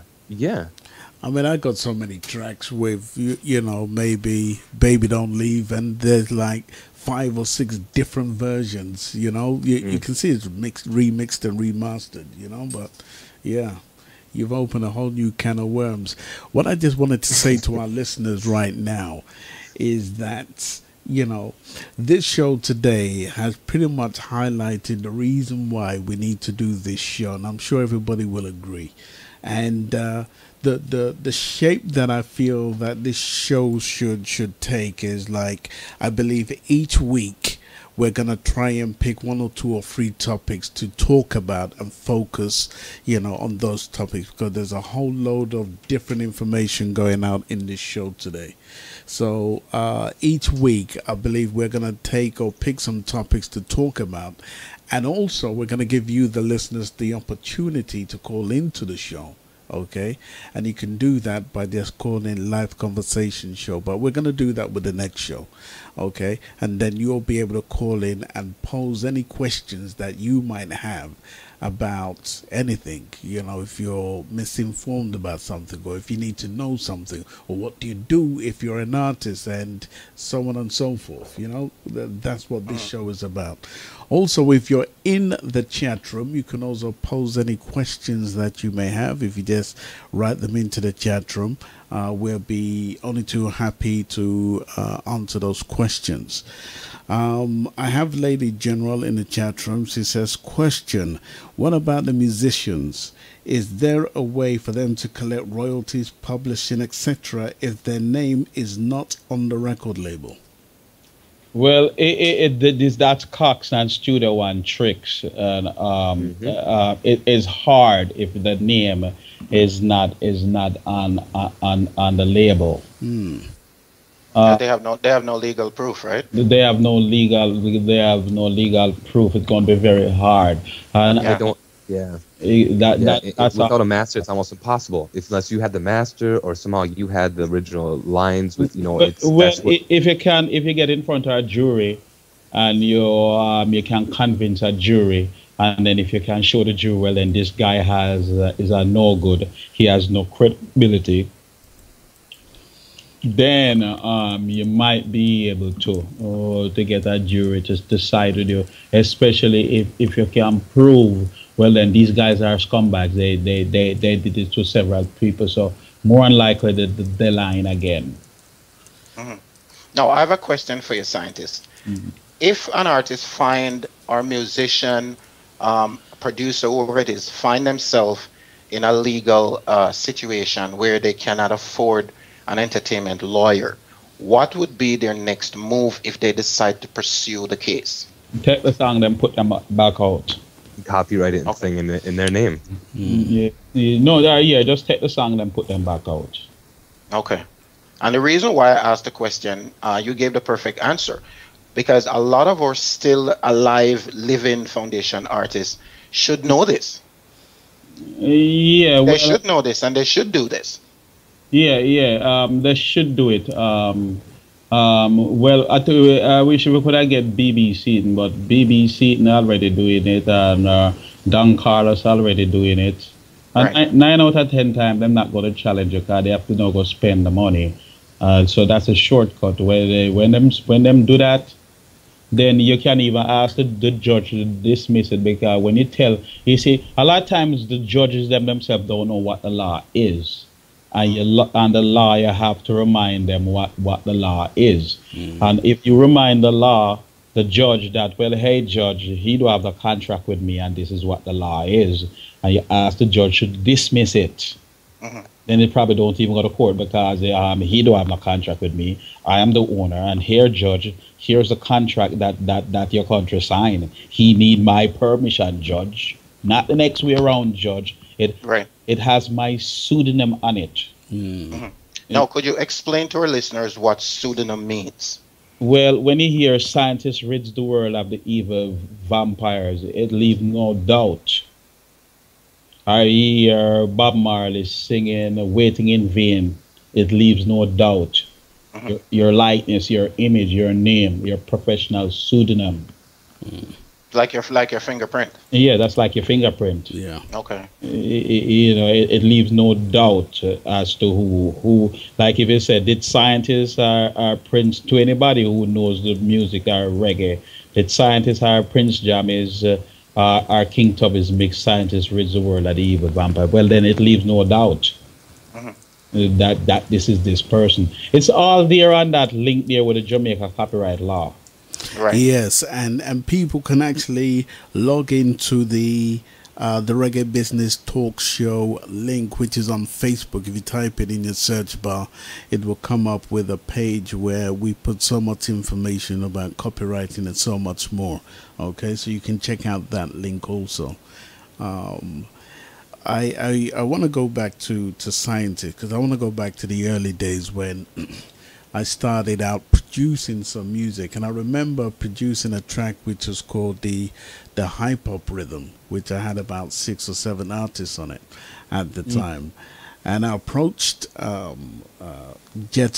Mr. Palmer, and at the time, the deal that he was offering me, I wasn't too happy with it, because I had, if you check this out, I had mixed, mastered, paid the artist to voice on the music, and the contract that he offered me was he will own 100% of the publishing, and what I would get out of it is exposure, because it would be on his label. I remember going to Delroy, Washington. Sorry, General. What would you get out of it? Exposure. Well, there you go. Exposure. I get exposure. Like, my name like you in your onces need any more exposure. But here's what, again, Mr. Palmer attorney hooked up that for him. Right? And Mr. Palmer, I think he passed now. Yeah, has he passed? I know his company went into a receivership. Well, all of them said that, and them selling things online same way. But again, that is immoral. That is immoral. It is. And I read over the contracts, and I couldn't believe it. I mean, we had a full-blown argument at the time, because I had spent close to, I think I must have spent close to at least £4,000 or £5,000 on that particular production at the time. And for him to want to take 100% of the publishing. It just didn't ring right with me. Yeah, but here's what. You spend the money, you go into Mr. Palmer, he's not really a label, he's more like a distributor, right? That's right. Yeah, why should the distributor own your publishing? But he did have a label.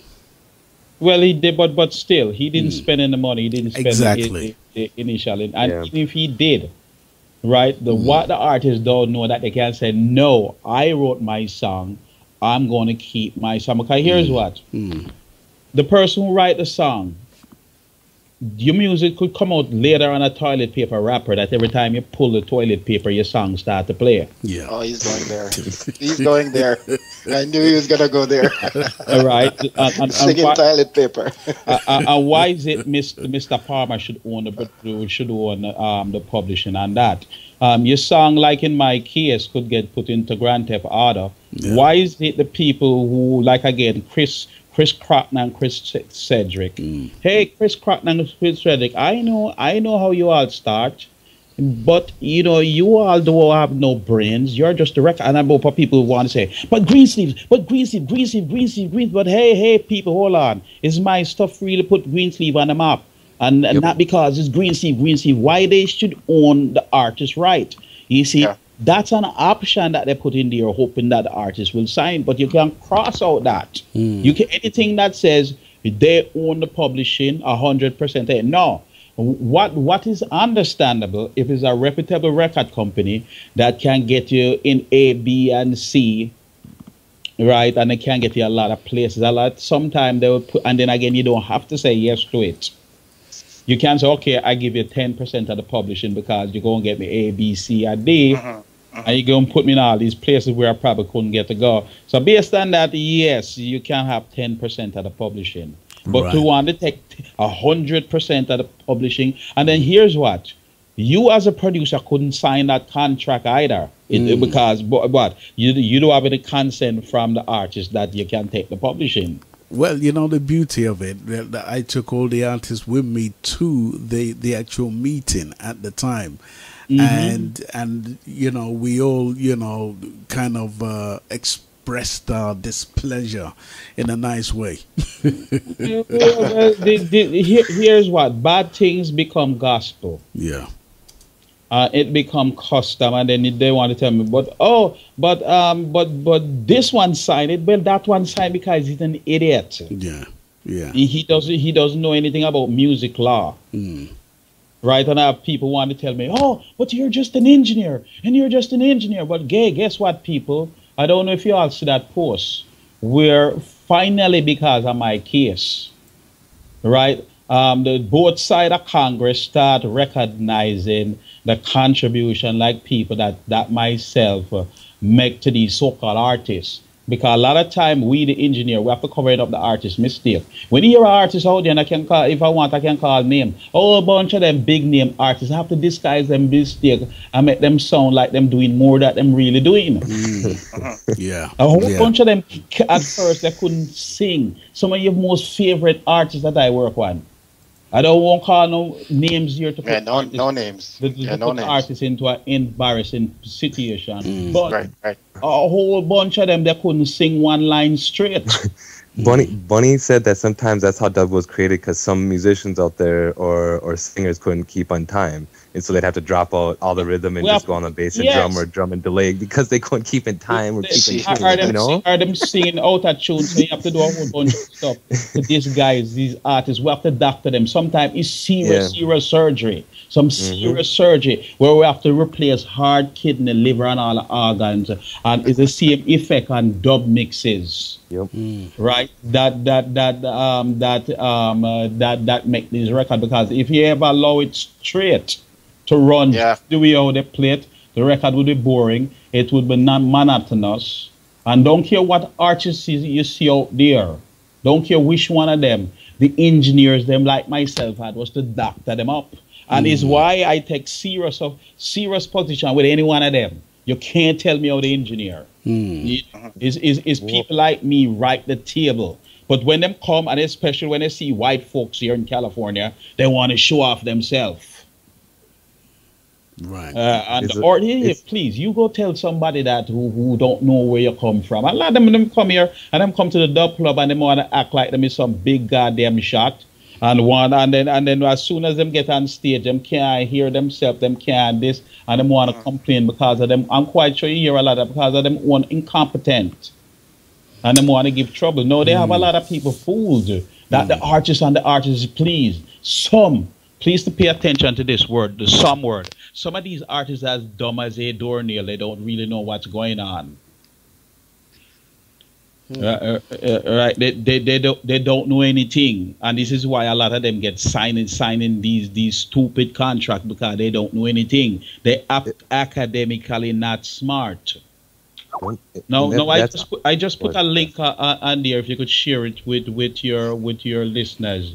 Well, now Mike here set the president for all remixers and engineers can now go claim what they put into it, and it's not. That's all of like they say. Like when I hear Sly and Robbie, it's the backbone of the reggae music. Of course, Sly and Robbie be some great musicians. Not saying that. No, but the thing is, without ahead, put in the extra stuff, or the engineer put the extra stuff. Hey, listen to some of those records, you wouldn't even want to listen to it. Go ahead. No, again, deeper into it, not this, but I just wanted to, before I get off that point, why we're here talking today is because Jamaican culture got accepted in the USA and turned into hip hop.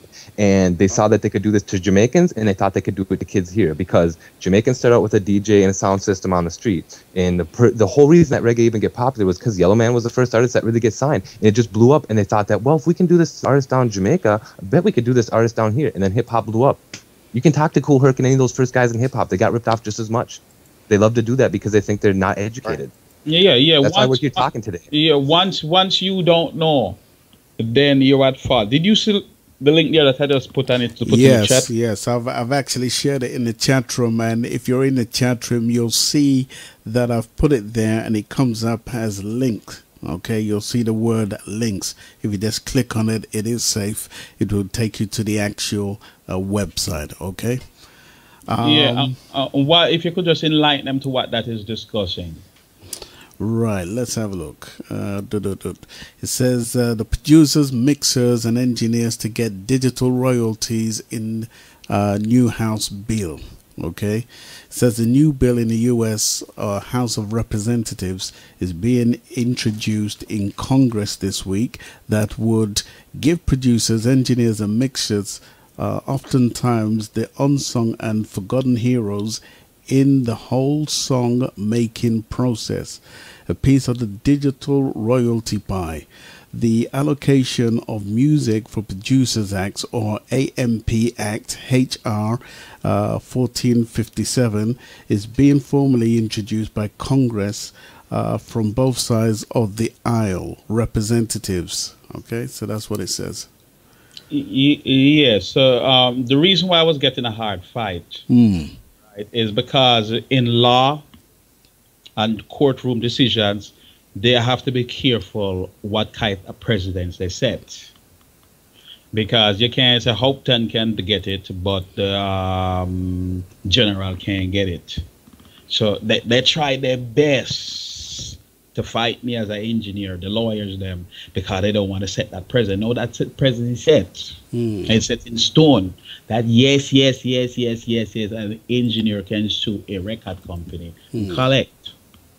Now, any other engineer now or any other remixers can now go and collect because I set that way. And that is one of the main reasons why they was trying to give me all this hassle. Now it's set, the Congress recognized it, both sides of the aisle, not like one set. 9 out of 10, I'm 99% sure that's going to go through because they now recognize it as a art form. Now, without reggae and dub, right, then remix would not be recognized as a new art form to music. Now, especially nowadays where these remixes and producers, they have to cut, they have to splice, they have to do all kind of thing outside of the original composition of the music. that wasn't contributed by the artist or the musician, then of course that warrants something, because if they didn't do what they do to it, the singer would have sound off key, the singer would be flat, you would have no way to disguise them non-pronunciation, and a whole bunch of stuff you see going with these DJs, like even all the DJs them. Right? If you just play the record just as it is, straight flat without nothing, that same record would be boring. It wouldn't be the same thing. It would be flat, it would be boring, it would be not monotonous, and then that is where the mixing and the dub technique come in, because now I have to arrange whatever the musician put to in a way to enhance what the DJ is talking about. Now that in itself is a composition that is also copyrightable.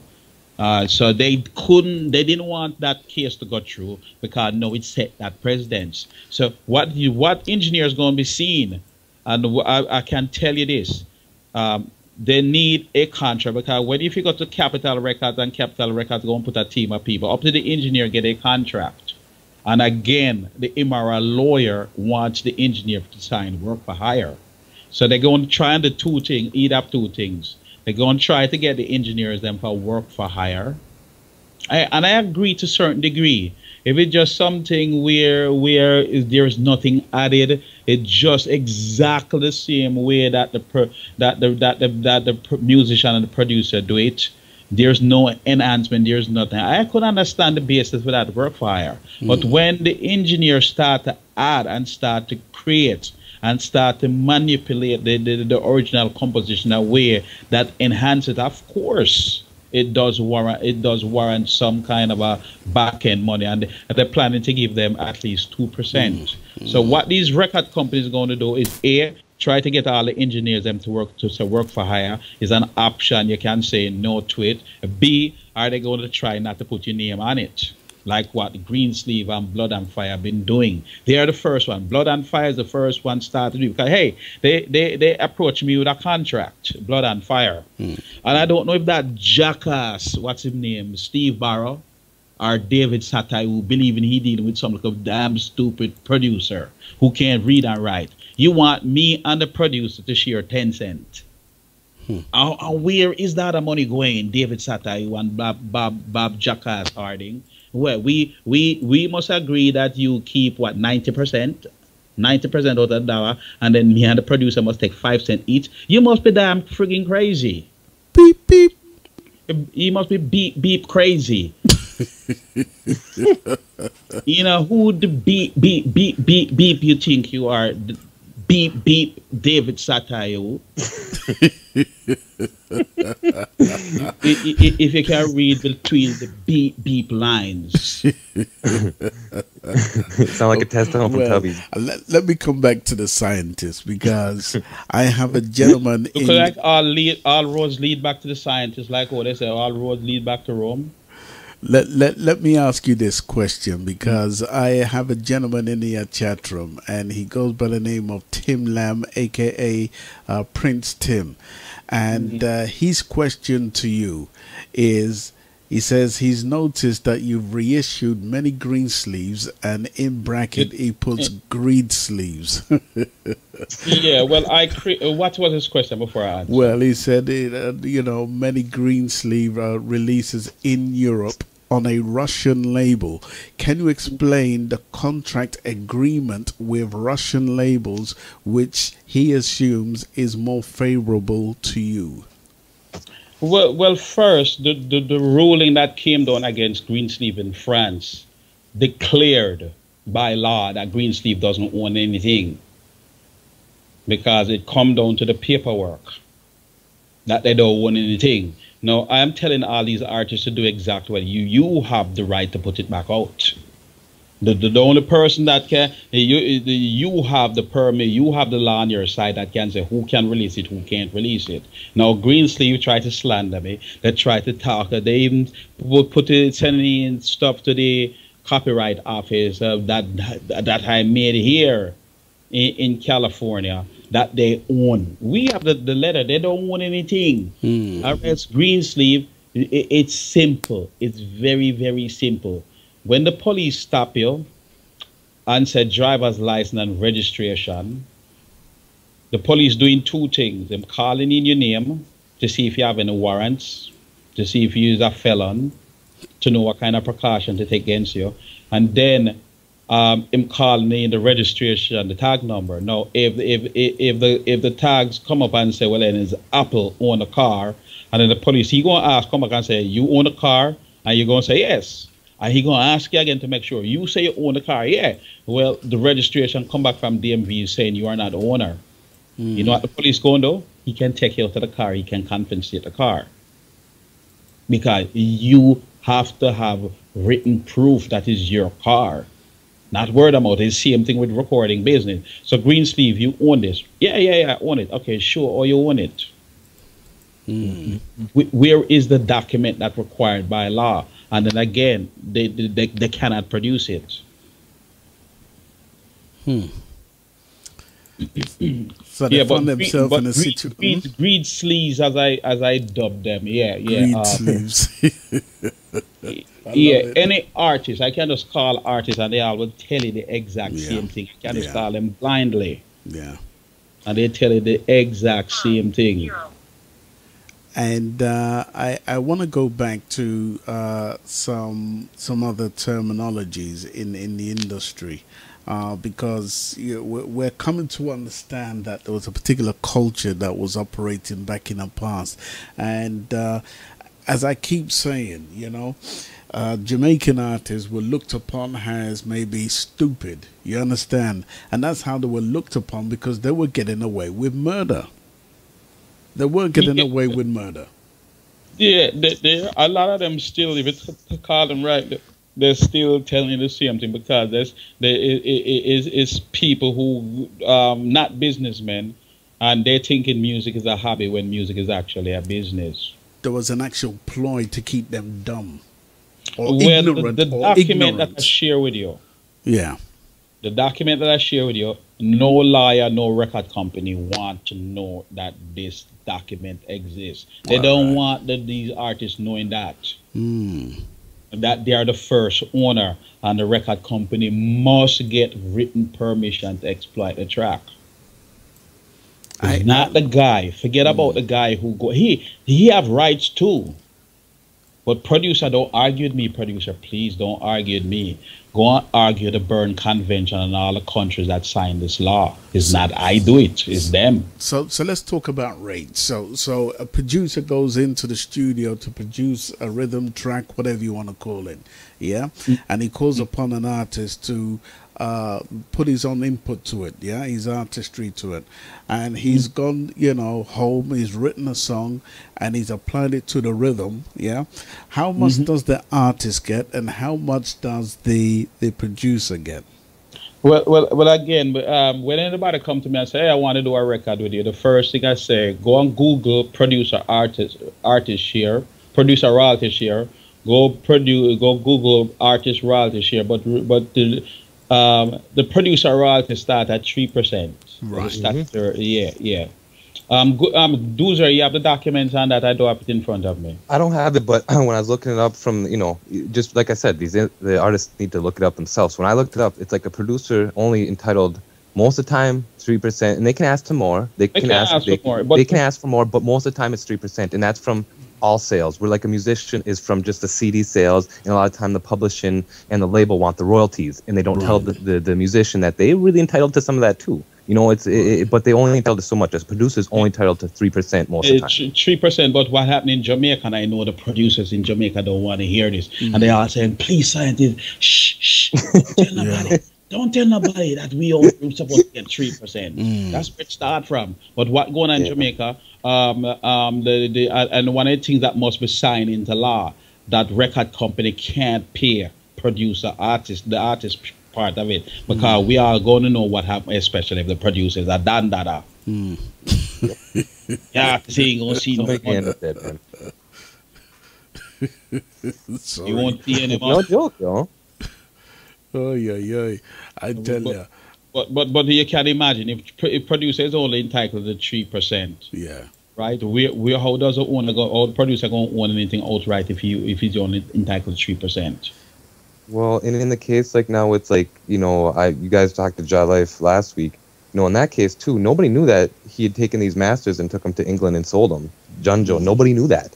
Nobody knew that he went and did that. He did that on his own, and it came back to bite everybody in the ass, including his own family. Everybody suffered on this because now Ja Life didn't ever get paid for this. Scientists never get paid for this, and these are the most biggest albums. That's why I said that when we talked last week. I dare you to go on your albums, any selector or dub guy, go on your albums and look. You're gonna see how bad they messed up the credits, and go look at Ja Life label in America. How the same releases are now a different. They own how even Junjo didn't even know the name of Bounty Hunter. He kept on referring to Hunting Man or something about hunting. He didn't even know the names on the tapes. He didn't know what actually happened in a lot of these sessions. He just was helping out because he's a hand down there. That Ja Life in America, he need a hand down in Jamaica taking care of some stuff. He didn't pay for the sessions. But here's what Junjo is innocent to a lot of degree. There you go.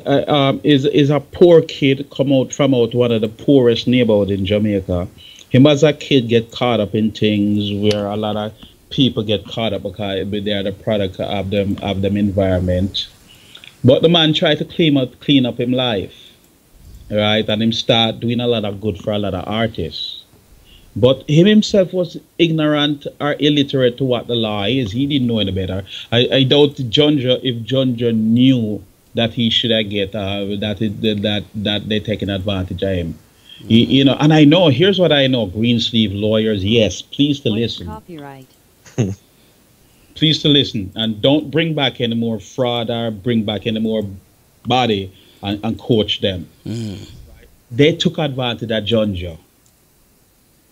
And they're taking advantage right now of the estate. Yep. Because why? They're in Jamaica and they know it's almost impossible. This is why Jamaica needs to set up something under the tourist board or whatever, the art or cultural thing to represent these things.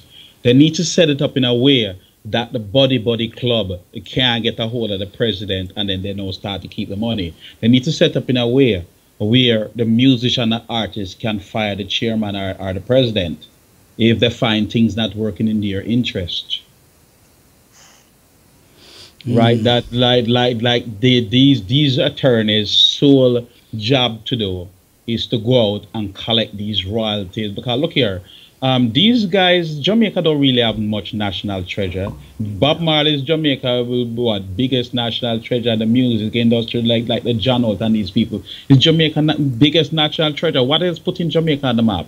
Nothing else that put in Jamaica on the map.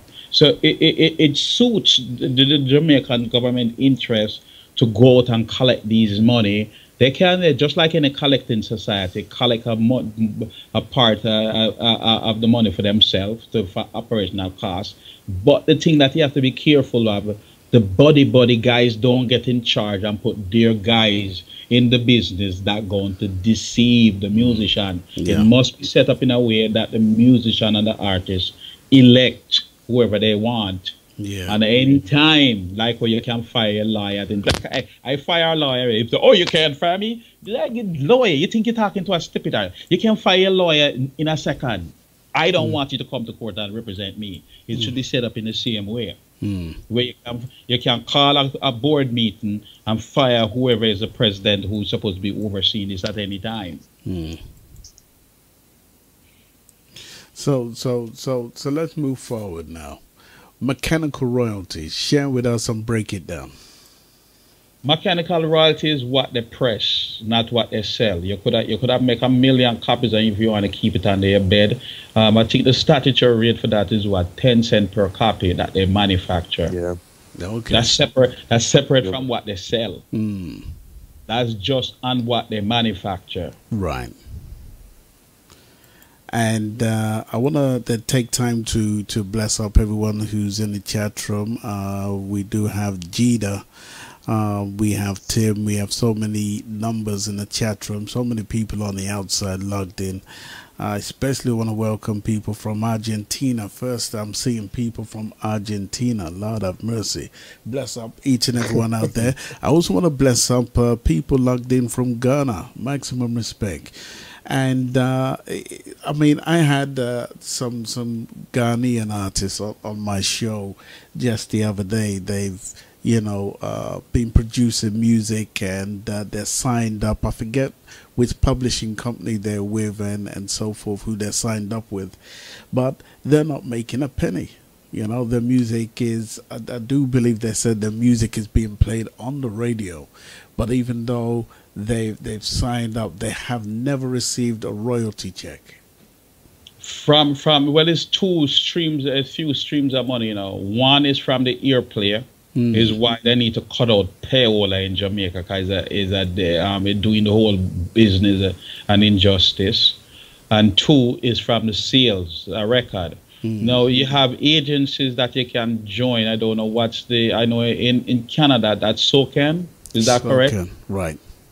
And each country have their own. So what they need to do, they need to join one of those societies. Right. Because especially if your music getting played on the ear, they're collecting for it.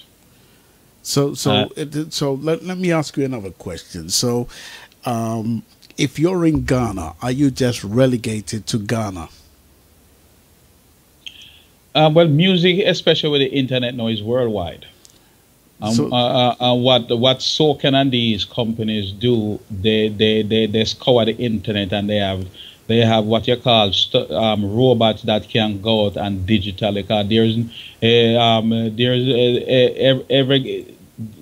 There's no two digital copies alike. Digital copy is like a fingerprint. Right? So they have these software that go out and look on all the internet, look on all the radio stations, and then they collect that money, and it's supposed to go towards the artists. I know in America is like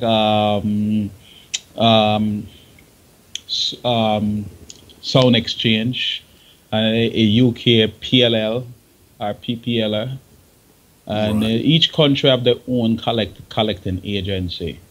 But what I suspect going on, just like anything else, a bunch of these countries is putting the body vampire in charge. And some of them, I caught a couple of them with their hands in the cookie jar that they're not even reporting to their appropriate amount, because again they're dealing with a whole bunch of uneducated artists. I caught one of them with their hands in the cookie jar. Because you claiming that this thing here have 1 million views or plays, and then when you do 1 million 10 cents, if you're just going by 1 million 1 cent, right? The check that you giving me, there's no way. And then again, the thing what the artist should look out for, don't let them send you a royalty check and say, well, here's $100 for royalty. 100, how you got to be 100? How you arrived to give me $100? So you then need to show, well, then we sell 500 copies times this equal this minus your royalty amount minus what it costs to manufacture it. And then again, if you're a proven artist like myself, that you don't need no we call it advertisement, because it's self-advertised, then it's not the same. What they'll do is to falsify advertisement bill and saying we spent all this money on advertisement. I agree that advertisement is necessary, but a lot of times it's a fabricated bill them put in front of you. So these people must be wishing you to go away somewhere and just leave them alone. I really want to rid the world of all them evil vampires. Yeah, now I'm coming to understand that particular track you sent to me. Yes. Well, hey, I'm quite sure that at least one artist out there will appreciate the knowledge that I'm giving them, because this is his knowledge. Yes, most definitely. And just like when you go into courtroom, there are certain signs that he can make to a judge, and he know what time it is. He know exactly who you are. Yeah. And he knows exactly what side to take. You don't even have to say a word to the judge. Yeah. Right? And this knowledge is only the privy. Only certain set of people know this knowledge. Well, the Berne Convention and the copyright law, so much artists out there. Have you ever heard how they pronounce it again? The Berne Convention. Yeah, Really? they never heard about it before in their life, and the lawyers them don't want you to know about it too, because that's the law. That's a law that several countries said they're going to uphold. Yeah, yeah, yeah. By now, the whole world, all the industrial countries signed this law, including America. So when you get into court, you put the law in front of the judge, because 9 out of 10 times the judge himself don't know what law is. If your lawyer don't remind the judge what the law is, you tell the court what the law is. Yeah. Or you ask your lawyer to remind the court what the law is. Now, the judge can't rule against the law, because the judge took an oath to uphold the law. What the law is, he have to execute the law, not what he feels. Are you hearing me? Yeah, Yeah. I'm hearing you. Oh, okay, I thought I had lost sound for a second. Okay. I want to ask scientists this, because I got a lot of friends from the Studio One days, you know, who may be listening right now. I want to bless up the cables also, and I want to bless up anyone who pretty much was ripped off, you know, from way back in the day. You know, I've had many on my show, which I've said earlier, but you know, a lot of them were only too happy to go into the studios to voice many of these tracks which have become classics today. And you know, I have conversations with them, and every time they hear this music back, you know, it pains them, because they're not really making anything from it. Do these guys, these artists, stand a chance of making any kind of money back on some of this stuff that they've done in the past, which pretty much their name is not on any form of document? Well, let's see. If somebody's singing, right, and the name not on it, that's Cox never used to do that. Cox always used to only put his name and the artist's name, because that's what's selling it. There were only few and far between whereby I would see one or two names on an album. That was it. But and it's become apparent to me that, you know, why, you know, many of the Coxsone or Studio One record labels were kind of blank at the time. You'd only see Coxsone or Studio One, but you wouldn't see the name of the artist on it. Yeah, that is very cruel. So what the artists, I'm quite sure most of these artists, they can sing, and they can sing the same song, so that in itself is proof by the sound of the voice. Whatever contract, and again, the U.S. Congress and Joe Biden signed this law, where Aretha Franklin and all these artists can go now and get back their masters. That's no law. Right. So whatever contract Cox did have, the 30-year period by now, that's up. Yeah. Right? Take the records, then press them and put them back out. Yeah. Take them and make new deal, because you are the first. That is not I say it, is the law say it. You are the first owner, and if Coxsone don't have a contract with you, then there's no waiver of rights. Yeah, yeah. Right. I want to mention this before we end the show today, and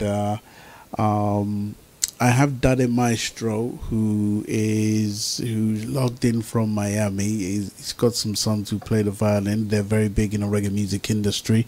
Daddy Maestro, bless up yourself. He's got a question, and he says, General Culture and all on the panel, just like you talk about mechanical royalties every week, let scientists lay out for the artists entitlements step by step for the artist to take every week.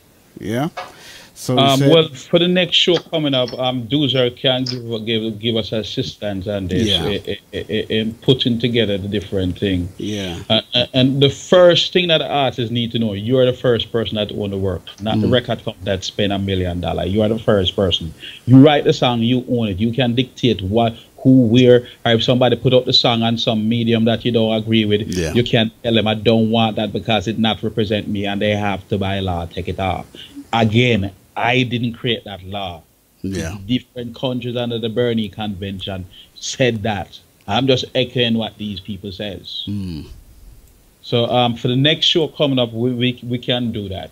Okay. Well, okay. So let's give this show some guidance now. So where do we go from here? We're going to be talking about mechanical royalties and so forth. Yeah. What else should we be talking about to arm the artists with that knowledge? Well, the trickery words to look out for in that contract. If you read that contract, and all you reading, and you understand everything, but when it comes to a particular word that you never hear in your life, draw a big circle around it and go and research what that word is, because 9 out of 10 times it's deliberate. And What about word? It's a trick word like in perpetual. Anything say in perpetual mean record company wants your blood forever. Say no to that. It's an option. You don't have to say yes to it. Anything that says automatic renewing, they could kill you off and then have the automatic renewing. Or automatic renewing. What I do, this thing, I sign automatic renewing. If I don't take it out immediately after I sign a contract, I send them a letter that's saying I will not be renewing this at this date. Because how much people gonna remember something 10 years from now? And you have 30 days before, and then it's automatic renewing. That is again the scumbag lawyers doing that, because they know 9 out of 10 times. Yeah. You're gonna forget. Yep. So we're gonna be doing that, the trump words, and that's very, very essential. Where are we? Okay, yes. So I want to thank each and everyone who's logged in on the outside. I want to also welcome Duza to the family. Duza, maximum respect for your input, and we're gonna use you as our regular theme to the show, and we're welcoming you to the family, my brother. You know, I appreciate that. Like I said, I even had one person hit me up and say they'll some of the history about Tubbies, you know, some of that old dub history. They said, man, they'd love to hear some stuff about that. So whatever you guys need, just let me know. Yeah, the Doozer is a research guy that can go and research it. But again, artists, please don't just take our word for it. Go on Google artist royalty rate. No, as soon as the show get done, go look up mechanical royalties. Go put that in your Google search and read every single thing you can find. Yeah, so we're going to be outlining all the necessary steps that upcoming artists must know. And the main thing, the main culprit, don't sign anything that says somebody giving you copyright. Hey, look here. If somebody going to say you sing one song and they want to own a copyright and then paying you $10, $20, $100 million, then there's a lot of things you could do with that money. Right, yes. Then that might be, but if they not having upfront money, nothing, don't sign away any publishing. Anything that imply anything that they're gonna collect your publishing, own it. Why should the record company own your publishing? They didn't help you write anything. They didn't help you create anything. There are 9 out of 10 times the record company is just a finance minister. Yeah, I especially remember there was a situation with George Michaels, or is it George Michaels? I wonder if I got his name right. And at the time, he couldn't release any music, or he refused to release any music for at least a couple of years. I think it might have been about 5 or 6 years where he didn't release anything, because they literally squeezed these bowls, so to speak, in that they were trying to squeeze every bit of money out of him. Yes, a lot of time what can happen, I'm not sure if this happened in this case, but say, like again, the interest work I hear Universal want to buy VP. If that's true, then it serves them an interest. Just say they already spent $500 or $1 million on artist X, and then here comes artist Y that will kill and crush this artist. They will take that same artist, sign that artist, and silent that artist, so that the investment can flourish. So one of the things that the artist must mandate in the contract, that if I sign this contract, you have to have action and I have to have a record out by a certain time. Because if I sign a record with you or sign a booking contract and 2 years go by, no record, then put some kind of a clause into it that the contract automatically void and nullified, because the record company only shelving you. And in the case of the guy that you just mentioned, I'm suspecting that's what they were doing with him. Hey, they try to run me under the bus, They try to do me all kind of a bad things. Like I give you an example. I got a show in Arizona. Right? Yeah. We're in Arizona. People go to jail for 50 years for a leaf, a plant. I got this show in Arizona. I didn't want to just me alone go up and do some dub stuff, so I put Uri on the show. So we had also get a band to back Uri. After the first show, this person who I never seen in my life came to my hotel room. I didn't even tell this man what room I'm in, but somehow he found my room. Hey, scientist, I'm a fan of yours. I'm a huge fan. The way I'm a fan, I should now be called an air condition. I'm a huge fan. All right. So let's see what this air condition wants. I brought a gift for you, scientist. So this guy pull out this pound of weed. And it's hard to trick an honest man, because most people we say get caught in a scam is because they're looking for something for nothing. So when this man give me this weed in a state where you go to jail for 10 years for a seed, the whole night I'm saying, damn, I don't invite this man in my room. Come. It's not even like him give me a joint. Him give me a whole pound. So when I get up the next morning, God tell me, you know what, don't carry this with you. Leave it same place here. And I said to myself, I hope whoever clean up this hotel room love weed. Oh God. So anyway, jump on the van. Remember, it's my show, you know. And this guy, Fabian Cook, him assume responsibility as driver. So anyway, him drive through Arizona Border Patrol. Border Patrol come on the bus and him find weed. So that give them the excuse to dig down the bus. So when the Border Patrol come on the bus and notice the driver, Fabian Cook, him turn on and look at me. I didn't understand what look mean. So the drivers, them search and them find the guitarist with weed. I again disagree. People shouldn't go to jail for plants that God make. Put them in jail for crack, cocaine, and all that above. But plants, no. It's immoral putting somebody in jail for a plant. Anyway, that give them the excuse to dig down the whole bus. So them dig them, can't find. So one of the guys so insistent, whose is this? Who's sitting at the back seat? So both of us, so we sitting at the back seat. Whose is it? Both of us say it's not ours. Same dear badgering me. Who is it? I said, officer, look here. This is a rental vehicle. The little piece of weed that you hold between your finger, officer, when you look, you see it dried up like it in there from 10 years. You didn't find it on me. I have all kind of a here and a breed. It is not mine, officer. As soon as I tell the officer that, the officer, yeah, man, you know what, go about your business. You know what the driver say? No, more weed on the bus. So them come back with 2 set of dog. Them dig them, can't find nothing. No, lock him up, more weed on the bus. So them come back again with 4 set of dog. Sir, there's no more weed on the bus. And if them ever start threatening this man here with long dreadlock, we're going to lock you up. So if you know more weed on the bus, show it to us. You know what we'll figure out? The man that come in my room, him send him. Wow. Him send him. Wow.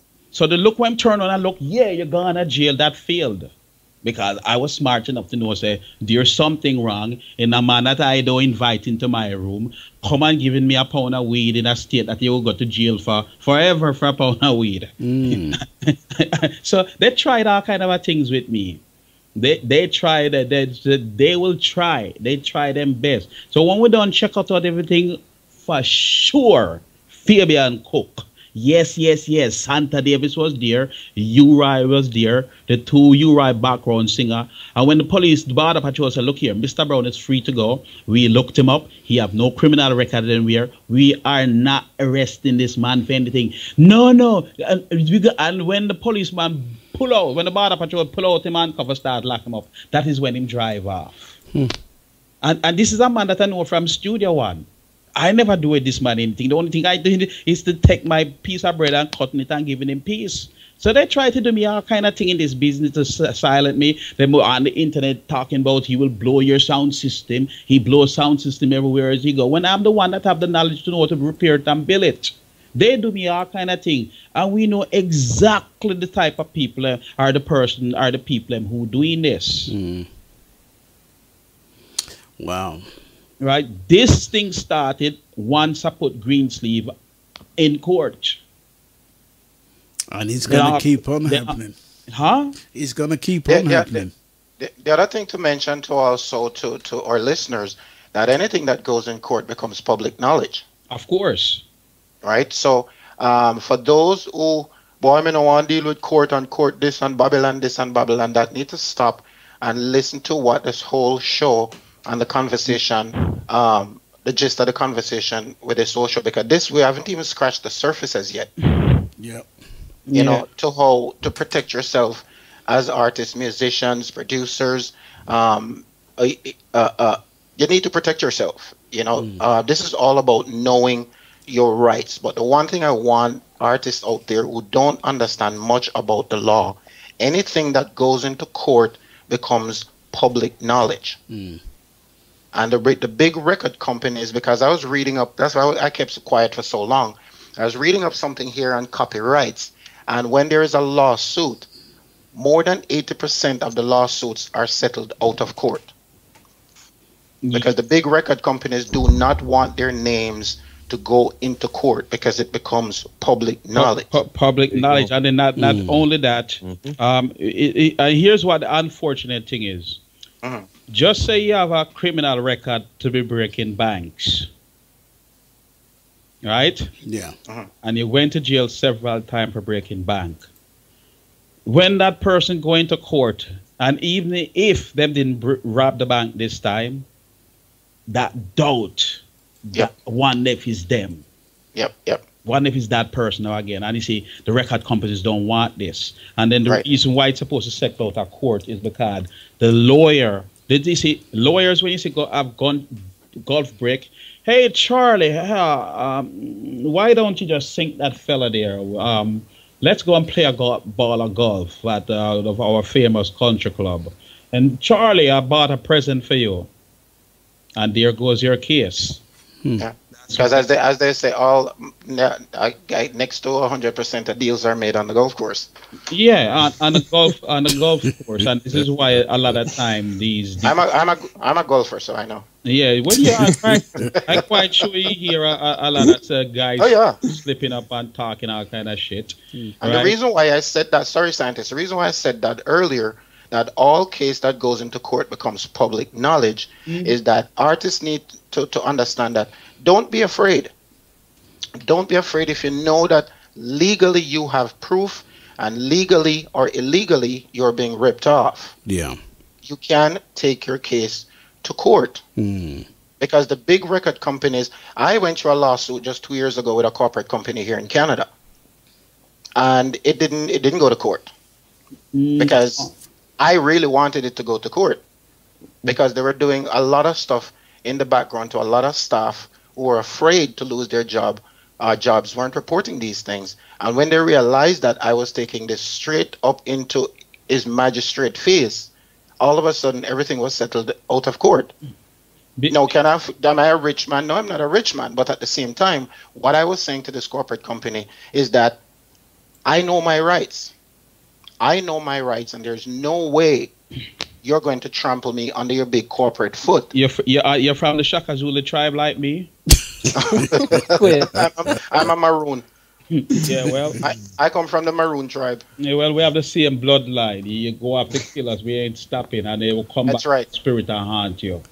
And this is what is going to make this show so powerful, because this show is not about defamating anybody's character or slandering anybody. This show is about talking the truth. The truth that needs to be spoken about once and for all. Well, the truth and what's the law? Because in law, your truth and my truth is two different things. That's right. But what the law is that the artist is the first owner and never the record company, unless there's a document to the contrary. That's law.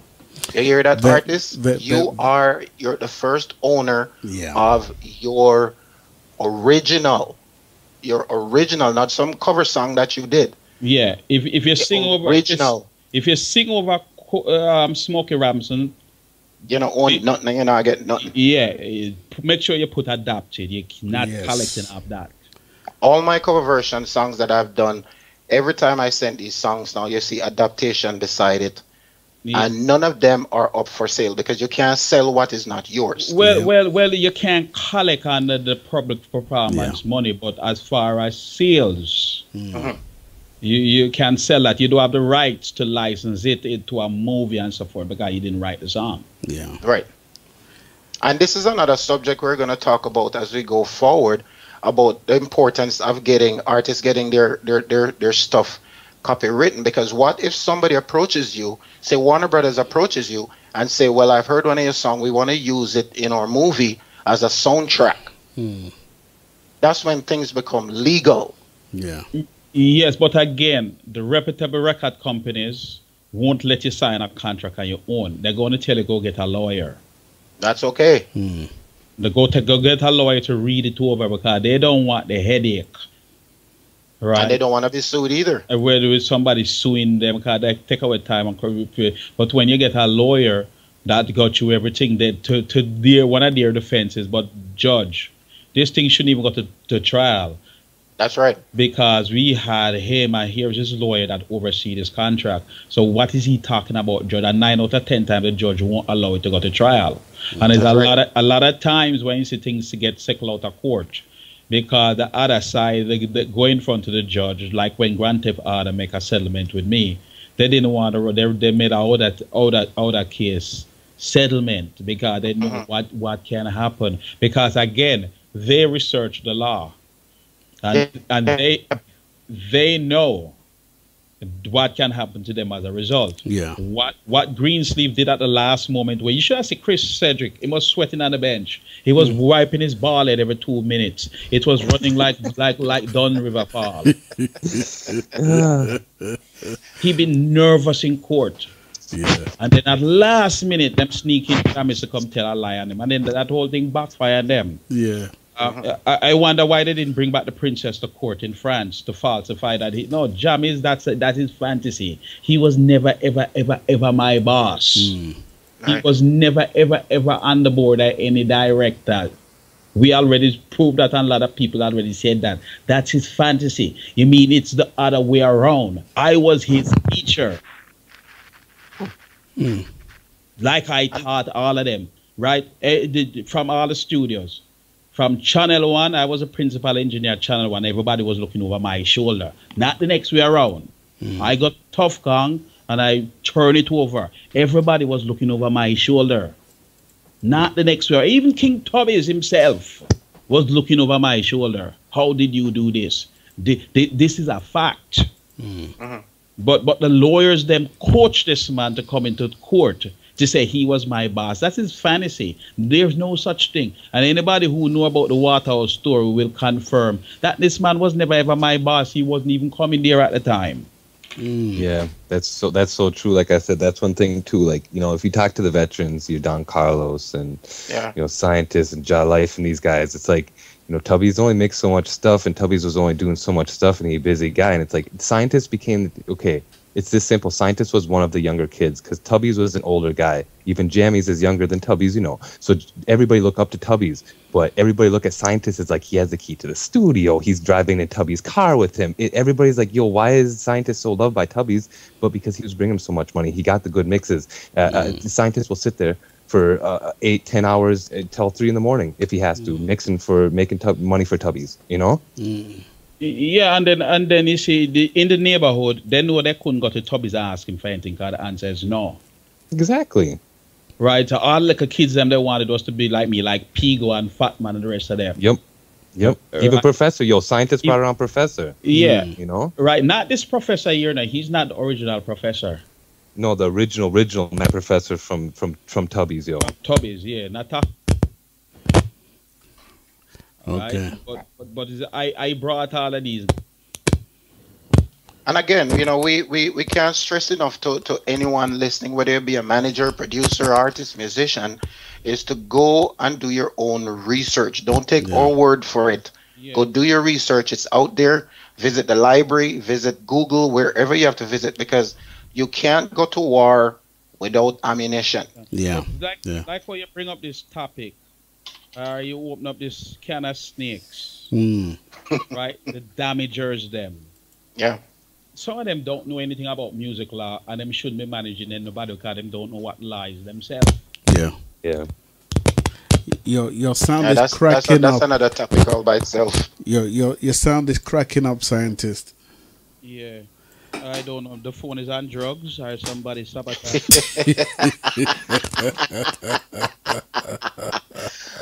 Did it stop the crack pipe now? Yes.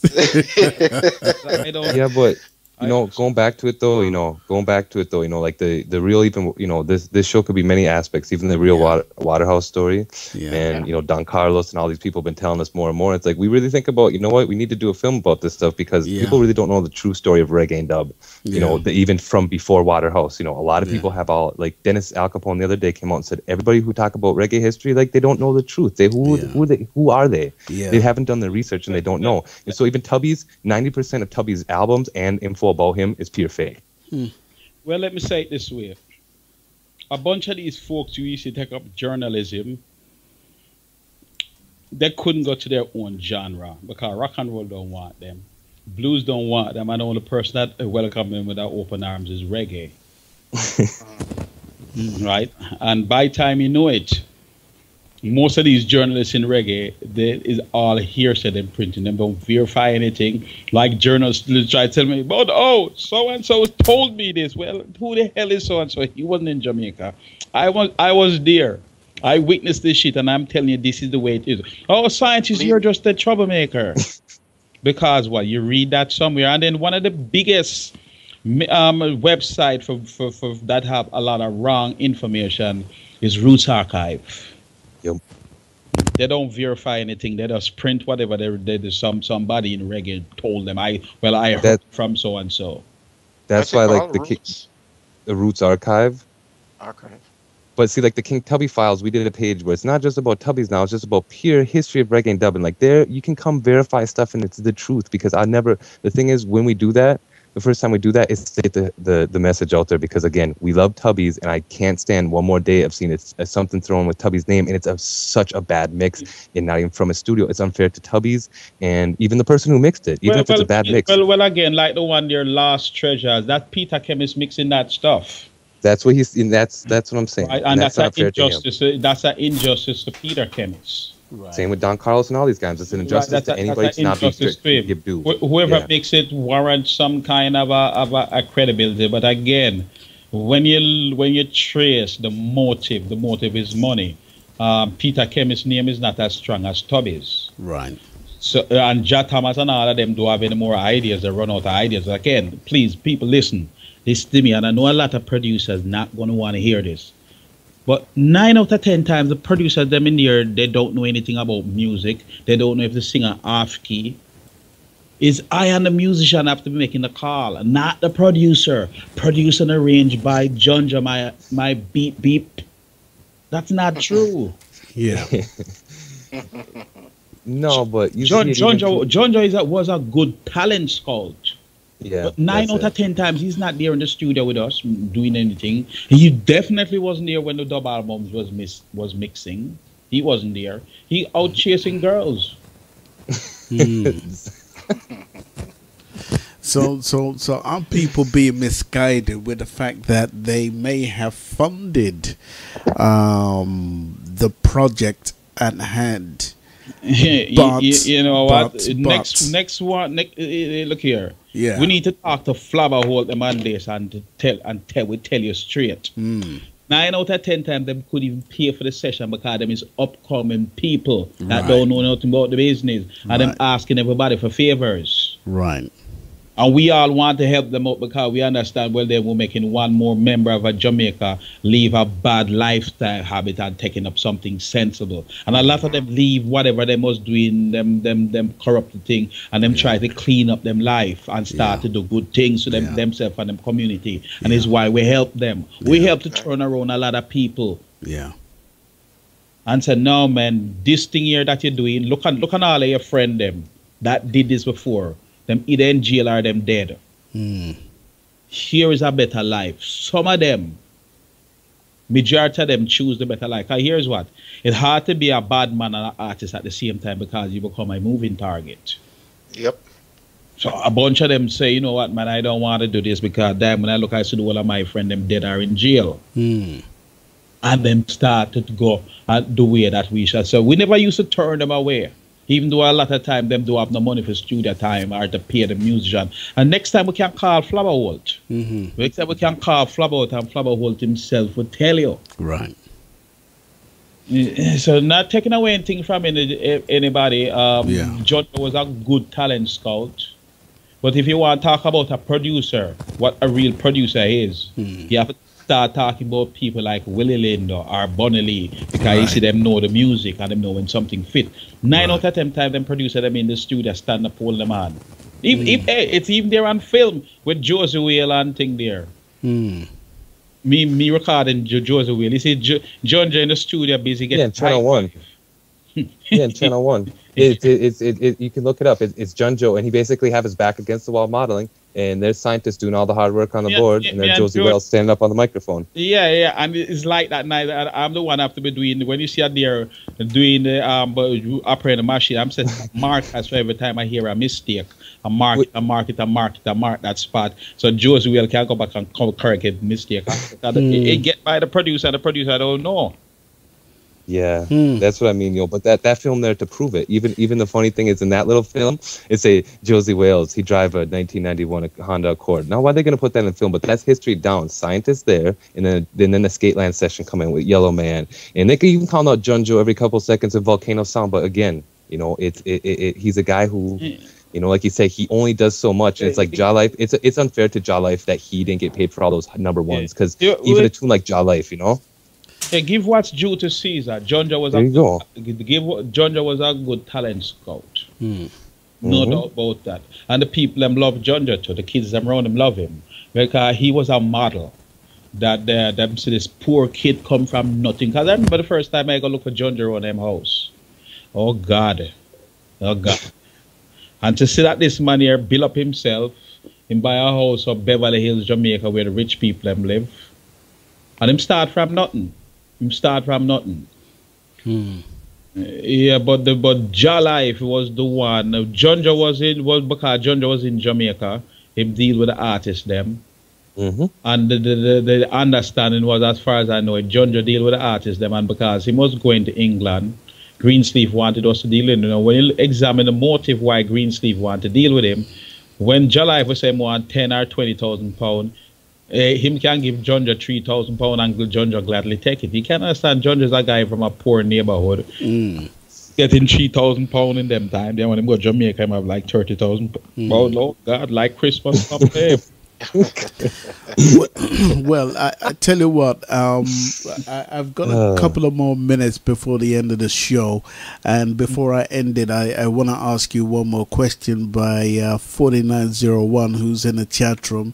He says, what is Houghton's opinion of other artists sampling of your own recordings without payment or agreement, such as Plague of Zombies, which has been heavily sampled? All right. Well, first of all, thank him very much for the information. What's supposed to happen legally, Greensleeve is supposed to report to me every sample. Right? To the other side of the coin is a compliment. Yeah, as long as they give credit. And again, when you're talking about pseudonym, it's no doubt as to mix that track, even if them didn't give any credit. Right, but if Greensleeve is collecting on those samples, which is the next thing I need to look into, they're supposed to report that to the artist each time. And then hey, I have the legal authority, and I know there are lawyers listening, trying to take notes. But please, lawyer, please, your little pinhead can't compare to my marijuana brain. Listen, and you'll be taking a long list of notes. That doesn't mean anything, because the bottom line is they don't have the signature. No, you see, even with that Marley stuff, they keep sampling stuff. That's the worst thing, is they sample, and then not only did he not get paid for the original, now whoever did it is not getting paid for the sample they take. Like if you go to, say, a VP Greensleeves, their new tunes are sampled old tunes. Listen to some new artists on some of these labels. It's just old tunes resampled and recut and remixed, and, you know? Yeah, it's a compliment to the artist, because if somebody didn't like your work, they wouldn't be sampling it. Of course, but it's another thing getting paid for it, man. But there's a legal amount that they up for the free and clear. I forget how much it is, but if it's under X, they can do it. Over X amount, they need permission and they need to pay a royalty. One more thing, you see, I have a long checklist of things to do. So now that they do that, the Greensleeve now has to answer to that. You know, you see, what they would tell an uneducated artist, well, blah blah blah. Well, I was said, okay, Chris, let's see the paperwork. They have to show it to you. Like stupid ass Chris Cedric. Oh, we don't have to show you anything. Oh, really? You think you're talking to some dumb Jamaican artist? Anything that bear my pseudonym, my name, anything you do with it, you have to show me the documents. What you do with it? You can't just say without showing it to you. And of course, you had was to bring it stupid ass Chris Cedric and Chris Cracknell. No, Chris Cedric and Chris Cracknell. I know you have a little spies them listening, but you know what? If you just do the right thing and give me what I asked for, this thing wouldn't reach so far. The reason why it reached so far is because you insult my intelligence. Like that guy was talking about, oh, you're just an engineer. Yes, if he's an engineer into the sense, like when Sylvan Morris or Soji or one of them, just let it run straight. There is no rearrangement, there is nothing added. That is something different. Like if I just mix a song for somebody and I just mix the A side straight, I ain't gonna try put a poor person through anything and try own anything. Hey, have it 100. I got to shows and see little people bootlegging my stuff, making copies and selling it. I could compensate, but when I look at the guy, look at him shoes, I look at him van. If anything, him have my name on it, so I just look at it. You know what? This guy is promoting me. If it's a big corporation now that have a warehouse full of stuff, then I want to go attack that person. But a small little Igla hustler imprinting 1 and 2 copy, please, man, you have my permission, go on, because it have my name. It's like I'm giving away some free copies to as promo. This is how I look at these things. But once I see it's a corporation that have lawyers and all of that, and then when I just ask to just give me what is mine, what I'm entitled to, and then you want to take me for a jackass, then I'm going to take my store and beep up your beep. The blippity bleep. I'm gonna read between the lines. I'm gonna ask one more question, and I'm gonna bring this show to a close. Yeah, and the question is by Lady General. She's got monarchical. Scientist has said most of his music are being sold with King Tubby's name are fake. Is that correct? 100% correct, and we have the proof, the undeniable proof. Right. Tell them go look at the Tubby's files, and we've been pointing them. And hey, here, everybody know that Bunny Lee is a credible person. You'd agree with that? Bunny is a what? Credible person. Yeah, well, I'd say so. Yeah. Yeah, and he said that in a film and book in both places. You can look in Bunny's book.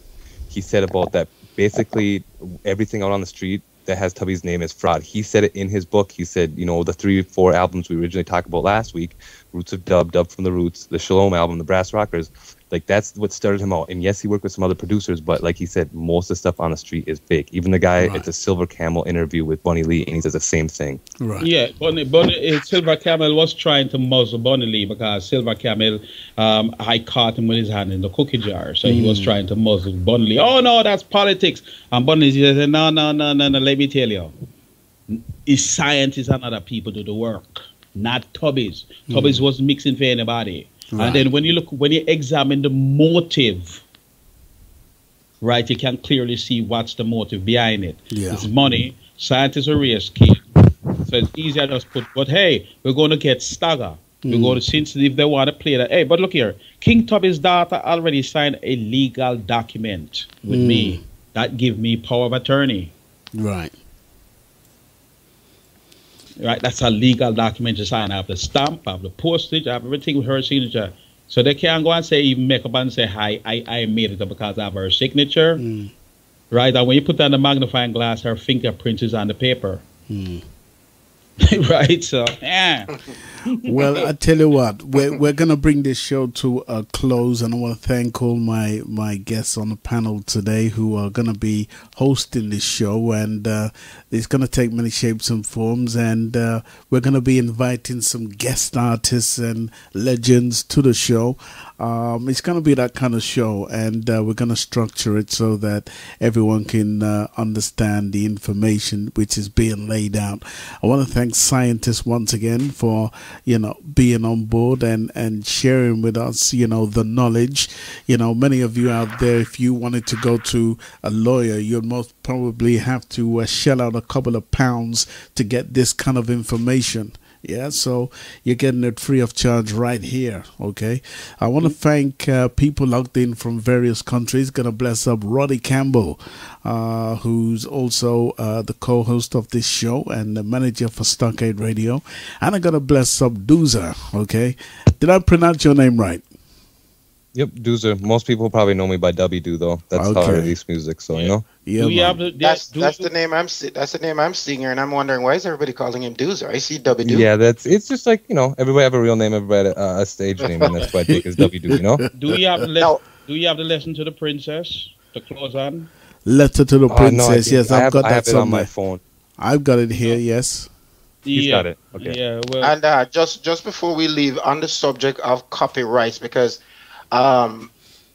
Jamaican artists tend to have all these aliases, that they use as stage names. If you're legally going to put your name on a legal paper, please put the name that is on your passport, the name that is on your birth certificate, Yep. the name that is on your driver's license. And Because make sure to if you put Jarodi on your copyright paper, Jarodi is not your right name. And you could have Also- several people call themselves Jarodi. That's right. Also, if you're in Jamaica and you sign up with JCAP in Jamaica and you have relocated to, say, the USA or Canada or to Europe or anywhere else outside of Jamaica, update your address.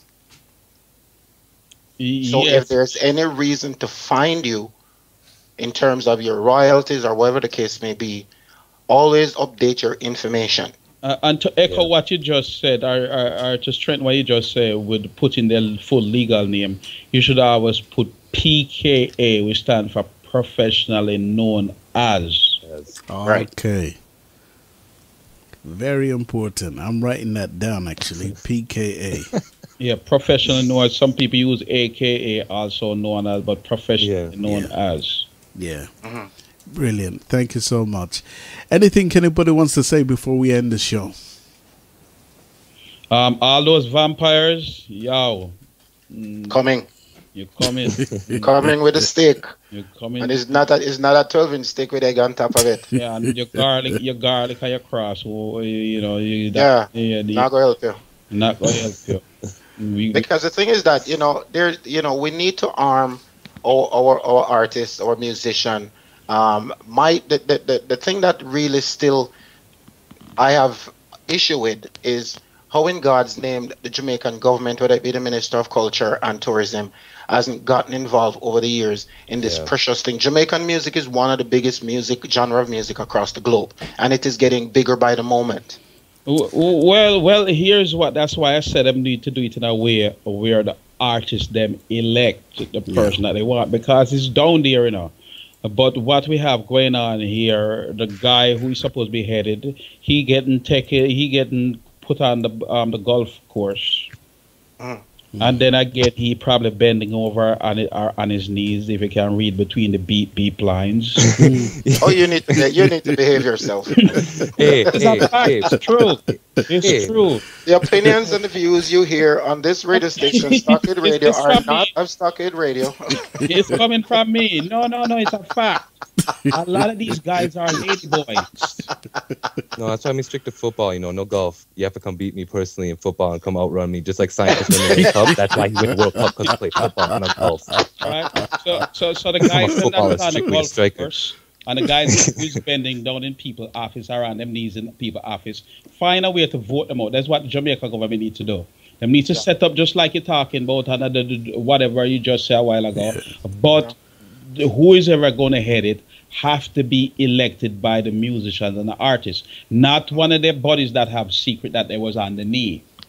But I have a question. Why is it that all other countries across the globe, in some way, shape, or form, the copyright companies, whoever they be, whether it be SOCAN, ASCAP, BMI, why is it that these companies outside of Jamaica in some way, shape, or form falls under a government umbrella of some sort. And yet, still in Jamaica, this is like a free for all thing. Yeah, politics. Yep. Politics, and follow the money and see who's collecting the money, and then you solve the problem.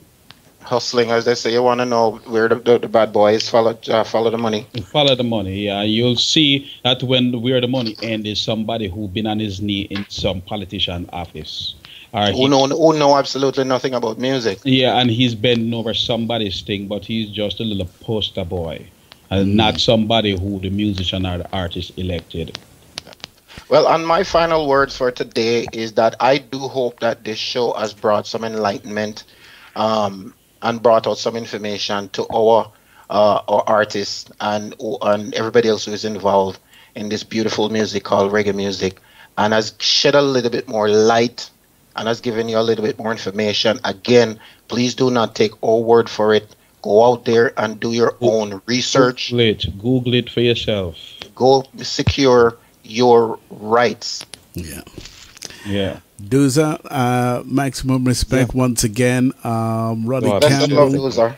Yes. Come on, enough respect for everything. Scientists And too, yo. scientists, bless up, maximum respect. Thanks for the knowledge and thanks for being on board. And I want to thank you, the listeners, for your listening ears. We have so many people logged in, people from United Kingdom, the Netherlands, where else? The United States. We have people logged in from France, Argentina, Canada, where else? Australia. I've never seen the Stockade chat room that full.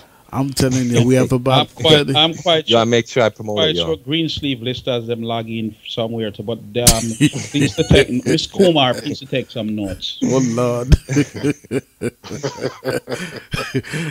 Anyway, we're gonna end the show right here. Scientists, Yeah, go bless smoke a up, bless spliff. Yeah, bless up, man. Bless up, scientists. Take care. Bless up, Yeah, and maximum respect respect to everybody. Yo, Don right. too, yo. Every time. Over Don off, but enough respect to Don too, yo. Yes. Bless. Don Carlos, bless And up. to Maximum all respect. and to all our listeners who took the time out of your busy Sunday afternoon, morning, evening, or night to tune in. There's a reason why the Stockade chat room is so packed. I've never seen it this packed before. And tell your Because friend. People are interested. Tell that Tell your friend. friend. You know, scientists, your tell a Tell your friend. friend for next week. Tell your Yes. enemies Yeah. too. Yes, yes, yes. Call And Greensleeve and tell them. Yeah, call them, please. You know what? That's a very important thing. Yes, call I them and tell want. them. I wonder if Green Sleeve member for a go to have the beep beep nuts come and explain their side of it. Okay, scientists, have a good afternoon.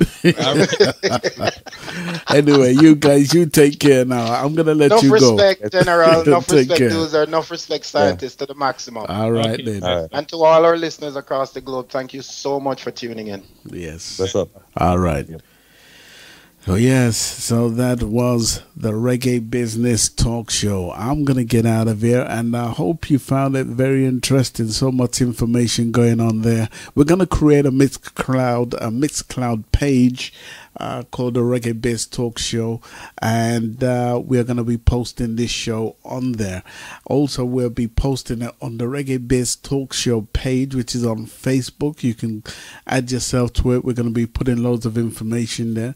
Anybody who has any questions, we're going to be inviting you to, pose any questions that you may have. Scientists, you're back. yeah. I was just calling to tell you maximum respect, man, for providing the airwaves. So Oh, no, you're welcome, my brother. You're welcome. people can know what's going on there, and mutual respect is what keep everything together. Most definitely. Yeah, so I'm just posting the link and give me some feedback so I can post on the wall so we know to approach it. Definitely. Yeah, man. All right, maximum respect. Bless You're up. welcome. Yes. Bye-bye. Yes, and I have so much respect for scientists, whom I kind of reached out to because for years I've been, wanting to do a show like this because it becomes disheartening, to see artists or people like Jackie Bernard to mention just a few, or Iroy, or Junior Bowles who are, in poverty, Junior Bowles whose music is selling off and, people playing it every other day, and the guy's a legend himself and he's more like a vagrant on the street, it's not on, something has to give, and we need to start to knowledge up ourselves, which is the reason why I decided to create this show and invite some of the heavyweights in the business who know about, all the things that we've been discussing on this show, shedding some light. And we hope that you also will share some of your experiences, and we'll be answering those questions, which will arm each and every one of us with, information that will make us better people in the future, So I'm going to get out of here, and I'm going to leave you with a track produced by the Scientist, Lessons of the Princess Classroom. Okay, this is The Scientist. I hope I got the title right. Tell you, listen, I'm out of here. One love.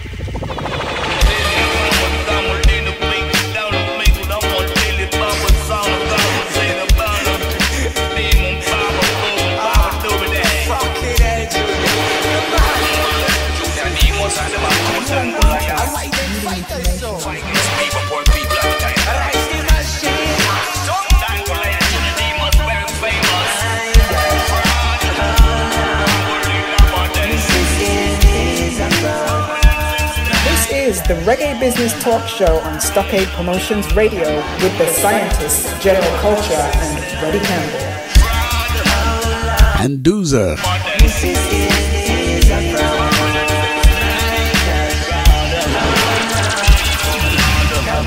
To all the listeners around the world, Stockade Promotions Radio presents to you the Reggae Business Talk Show.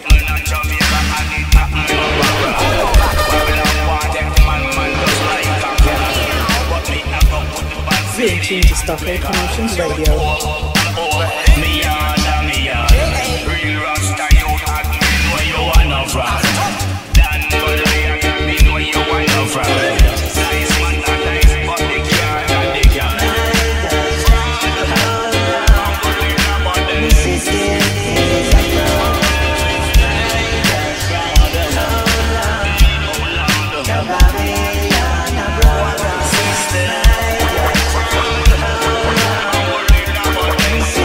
Wanna bless up Rockers Corner Radio, Mama D bless up, and Tornado Radio for simulcasting this show on Rockers Corner Radio and Tornado Radio.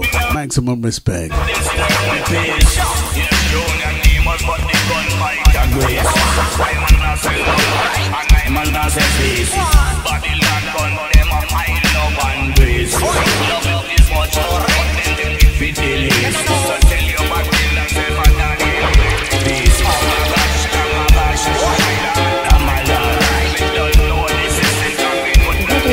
Talk show is a show about knowledge, a show about information, a show where we arm you, the artist, with the tools needed to navigate your way through the music business, the business of music.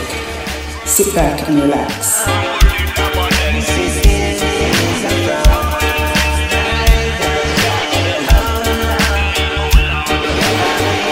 Welcome to the Reggae Business Talk Show.